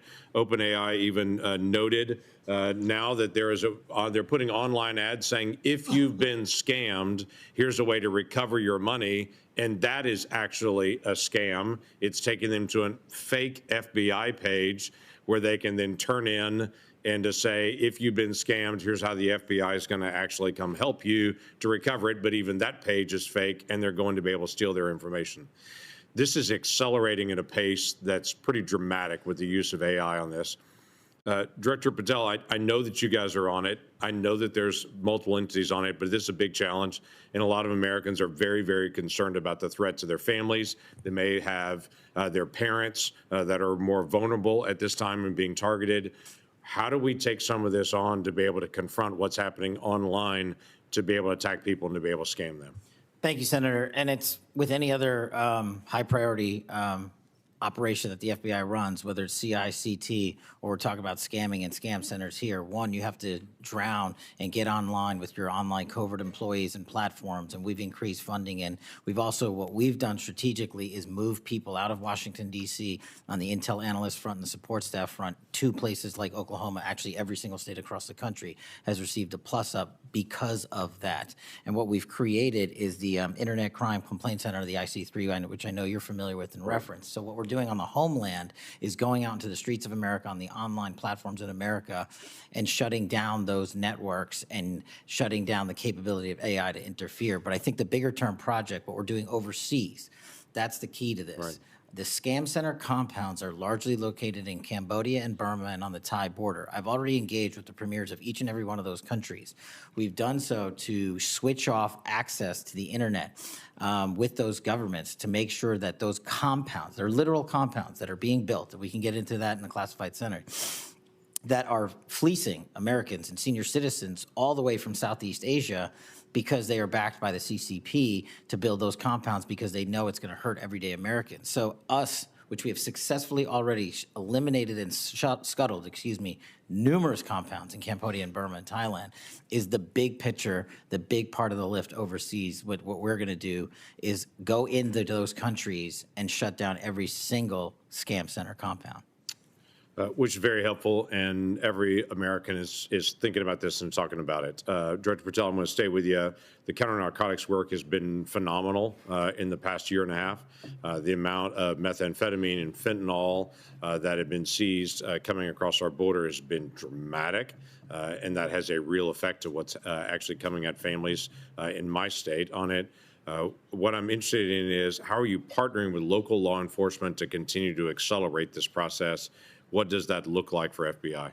Absolutely, Senator. The counter-narcotic mission can't be complete without state and local law enforcement. So we are embedding more task force officers across the country on the specific counter-narcotics mission.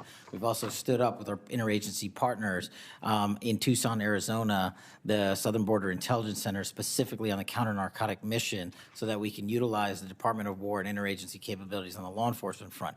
That's why we seized enough fentanyl in 2025 to kill 178 million Americans. That's a 31% increase year over year. And here's a statistic that everybody should be proud of. Opioid overdose deaths from last year dropped 20 points. 20 points from across the country. And in Oklahoma specifically, Senator, we seized enough kilograms of cocaine to include a 232% increase in the state of Oklahoma alone, and enough fentanyl to kill 500,000 Oklahomans. We can't do that unless we have great police partnerships, which has been a priority of mine, which is why I've embedded police officers here at headquarters from around the country to make sure we have that connectivity. And I've shortened the task force officer onboarding pipeline from 1 to 2 years to 90 days. We need them. Yeah, we do. Director Ratcliffe, the annual threat assessment highlights this year the Muslim Brotherhood in particular, and calls out some of their financial and material support on this. That may be surprising to some folks here, but it's not surprising to folks all across the Middle East in the threat that the Muslim Brotherhood continues to pose to so many governments and entities across the world on that. How is the Muslim Brotherhood financing itself and its acts of terrorism? And is there something that we need to do here to be able to make sure that we're protecting Americans in the threat? Senator, I think with regard to the Muslim Brotherhood abroad, we view that just as we do other proxies across the Middle East, the Houthis and other groups. And I can relate to you that the CIA is very focused on the counterterrorism front. You weren't here before. Right. I said in the classified portion I would get into the CIA's success with regard to groups like the Muslim Brotherhood in a classified setting, where I can share with you the impact that we're having. But and across the board with regard to terrorist groups and our counterterrorism activities, I can publicly characterize it as saying we've accomplished more in the last year than in the 4 years of the prior administration combined. So hopefully it gives you some measure of comfort about how we're approaching things and the effectiveness that we've had in the last year in that regard. And I look forward to getting into detail in the classified portion. Look forward to that. Thank you. Senator Reid. Thank you very much, Mr. Chairman. Ladies and gentlemen, thank you. The Washington Post reported earlier this week, in their words, the U.S. intelligence assessments say Iran's regime likely will remain in place for now, weakened but more hardline, with the powerful Islamic Revolutionary Guard Corps security forces exerting greater control. Director Gabbard, do you stand by that reported intelligence community assessment? I don't stand by any leaked so-called intelligence to the media. I do stand by the intelligence community's assessment that was included in the annual threat assessment that speaks directly to this issue, that as of this moment, the regime maintains power within Iran, even though they are vastly degraded on almost every front. Do you think that the killing of the Ayatollah and his wife and other family members and key people contributed to the picking of a hardline successor? Senator, the intelligence community's assessment has pointed to a number of different scenarios that went into play with the selection of the successor. The details of that we can discuss in a closed hearing with regard to the intelligence reporting. Is the regime in Iran now trying to promote the deceased Ayatollah as a martyr who should be followed, and does that help them consolidate support? Senator, the Iranians are certainly using that as a call to action.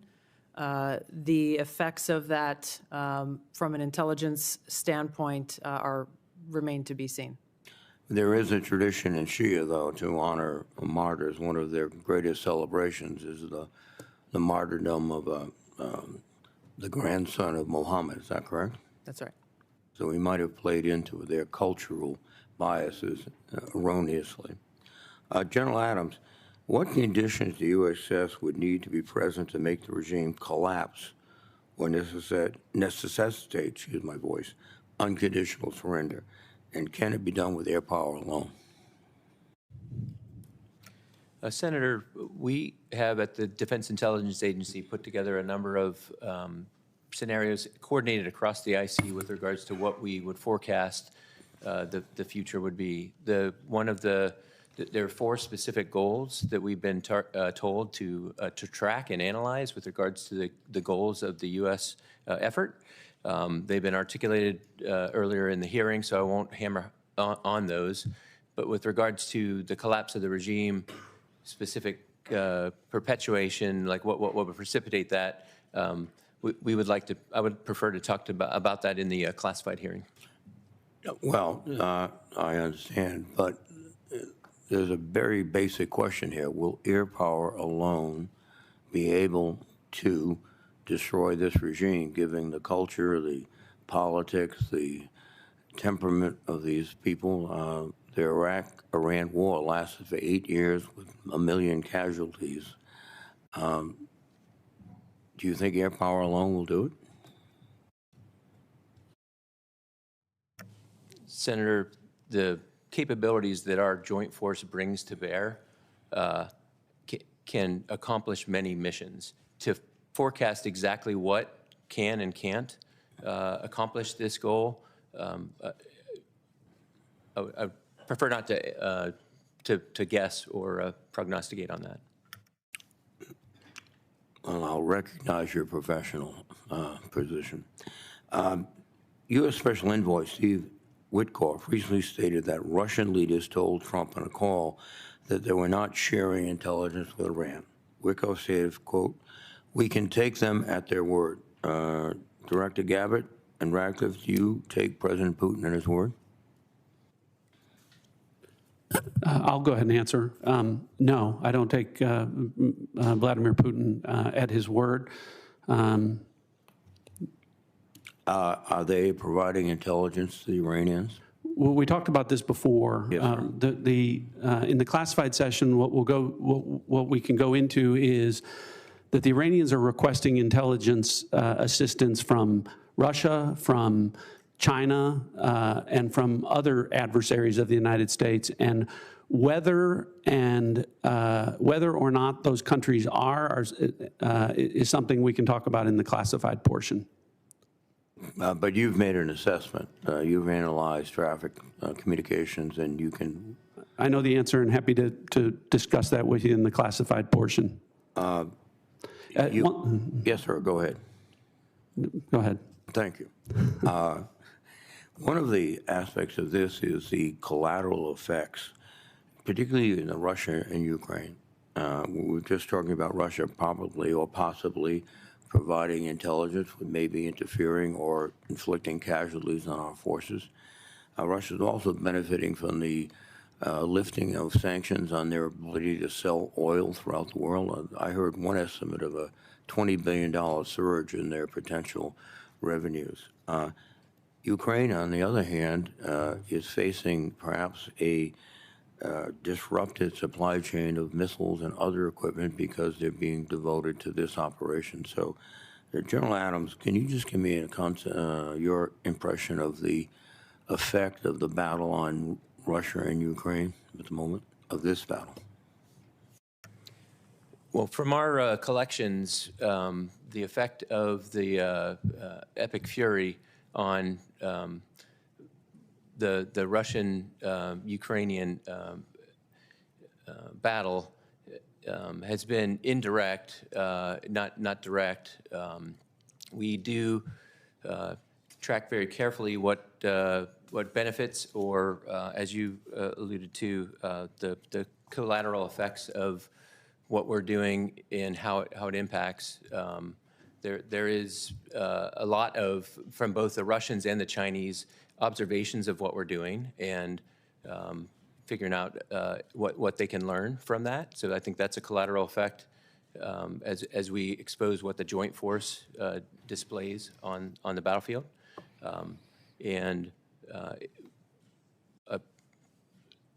I think we can talk in a little more detail as we move to the classified session, some of the things that we're collecting specifically about what those effects are. Thank you very much, sir. Thank you, Mr. Senator Ossoff. Thank you, Mr. Chairman. Thank you all for being here. And before I ask you a few questions, I want to call everyone's attention again to this fundraising email signed by the President that Senator Kelly mentioned earlier, in which the President of the United States invites his campaign donors to, quote, claim your spot, join now to receive private national security briefings, to his political donors, featuring a photo of the President at a dignified transfer ceremony with a flag-draped coffin of an American service member killed in action returning to their family. And the American people need to know that the President of the United States is fundraising for his political campaign and his PAC using images of American service members killed in action, and it's a disgrace. Now, Director Gabbard, I'd like to reground this in your core responsibilities. Under the law, you are responsible for providing national intelligence to the President, correct? Yes. And to the heads of executive branch departments and agencies, yes? Yes. And to the chairman of the Joint Chiefs and senior military commanders? Across the IC, yes. And to the Senate and the House and relevant committees, correct? Yes. And the law states that the national intelligence you provide to Congress, quote, should be timely, objective, and independent of political considerations, correct? Yes. And you noted in your opening statement you're here fulfilling a statutory responsibility and that your testimony, quote, represents the IC's assessment of threats, That's right. correct? That opening statement, as submitted to the committee in advance of this hearing, stated that as a result of last summer's airstrikes, quote, Iran's nuclear enrichment program was obliterated, end quote, correct? That's right. And is that in fact the assessment of the intelligence community? Yes. So the assessment of the intelligence community is that Iran's nuclear enrichment program was obliterated by last summer's airstrikes. Yes. And the opening statement you submitted to the committee last night also stated, quote, there has been no effort since then to try to rebuild their enrichment capability, end quote, correct? That's right. And that's the assessment of the intelligence community. Yes. The White House stated on March 1st of this year that this war was launched and was, quote, a military campaign to eliminate the imminent nuclear threat posed by the Iranian regime, end quote. That's a statement from the White House. Quote, the imminent nuclear threat posed by the Iranian regime. Was it the assessment of the intelligence community that there was an imminent nuclear threat posed by the Iranian regime? The intelligence community assessed that Iran maintained the intention to rebuild and to continue to grow their nuclear enrichment capability. Was it the assessment of the intelligence community that there was a, quote, imminent nuclear threat posed by the Iranian regime, yes or no? Senator, the only person who can determine what is and is not an imminent threat is the president. False. And this he is the made that worldwide. This is the determination. worldwide threats hearing where you present to Congress national intelligence, timely, objective, and independent of political considerations.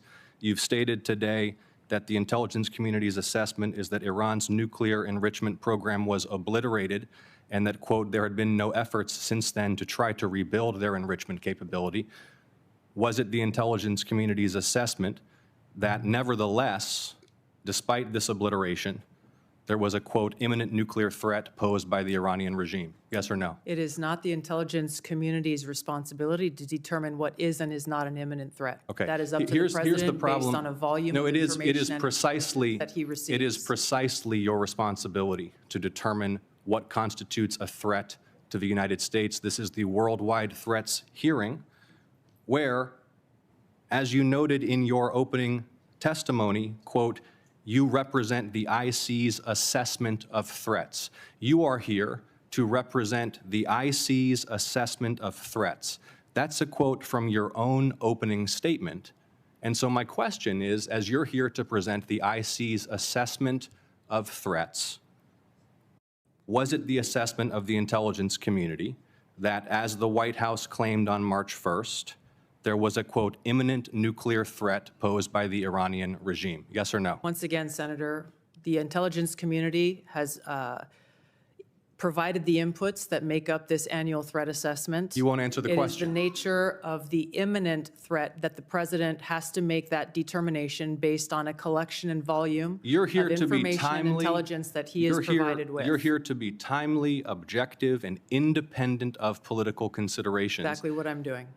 No, you're evading a question because to provide a candid response to the committee would contradict a statement from the White House. Let me ask you about your presence in Fulton County on January 28th of this year. You were present at the FBI's raid on the Fulton County Elections Office on January 28th, correct? I was present for part of the FBI exercising a warrant approved by a municipal judge. Yes, and the obtain FBI was there executing, the investigation. FBI was there executing that warrant to seize ballots and materials associated with the 2020 election, correct? Yes. And are you aware that members of this committee have already opened inquiries into your election-related activities? Yes. And are you aware that your general counsel and deputy general counsel have already provided testimony to this committee regarding those activities? Yes. On February 2nd, you sent a letter to Senator Warner regarding your presence at the raid. Was that letter accurate? I don't recall the exact date, but if I sent a letter that had my signature, it was accurate. You stated in the letter that your presence at the raid was, quote, requested by the president, correct? Yes. When did the president request your presence at the raid? The day of the raid, the warrant execution commencing. The day of the raid. Yes. He called you on the phone? I'm not going to disclose how the message was delivered, but it was a request from the president and his administration to go and help oversee this warrant being executed along with the deputy director of the FBI. Is it your role to oversee? And to thank the FBI agents who were conducting Is this it your warrant. role to oversee the execution of criminal warrants? It is my role, based on statute that Congress has passed, to have oversight over election security, to include counterintelligence. But you said to you include oversaw the raid, correct? You just testified you oversaw the raid? portions of it. Okay. Did you handle any ballots or election-related materials? No. You were inside an FBI evidence truck, correct? You were photographed inside an FBI evidence truck. It was an empty truck, yes. The president stated, quote, you looked at Senator's time has votes that expired. wanted to be checked out. The Is that senator's accurate? time is expired. Did you look at votes as the president Senator stated? Ossoff, your time has expired. You respond You for can the have record? her. No, she cannot respond No, because for the record, will the director please respond for the record to that question is my I'm happy question. to respond to questions for the record. Thank you, Director Gabbard. Thank you. Vice Chairman? I just want to, not going to go back to this issue. I'm sure we'll address in the closed setting, but I am very disappointed. This is the only one time a year the public gets to hear from you guys in this kind of setting.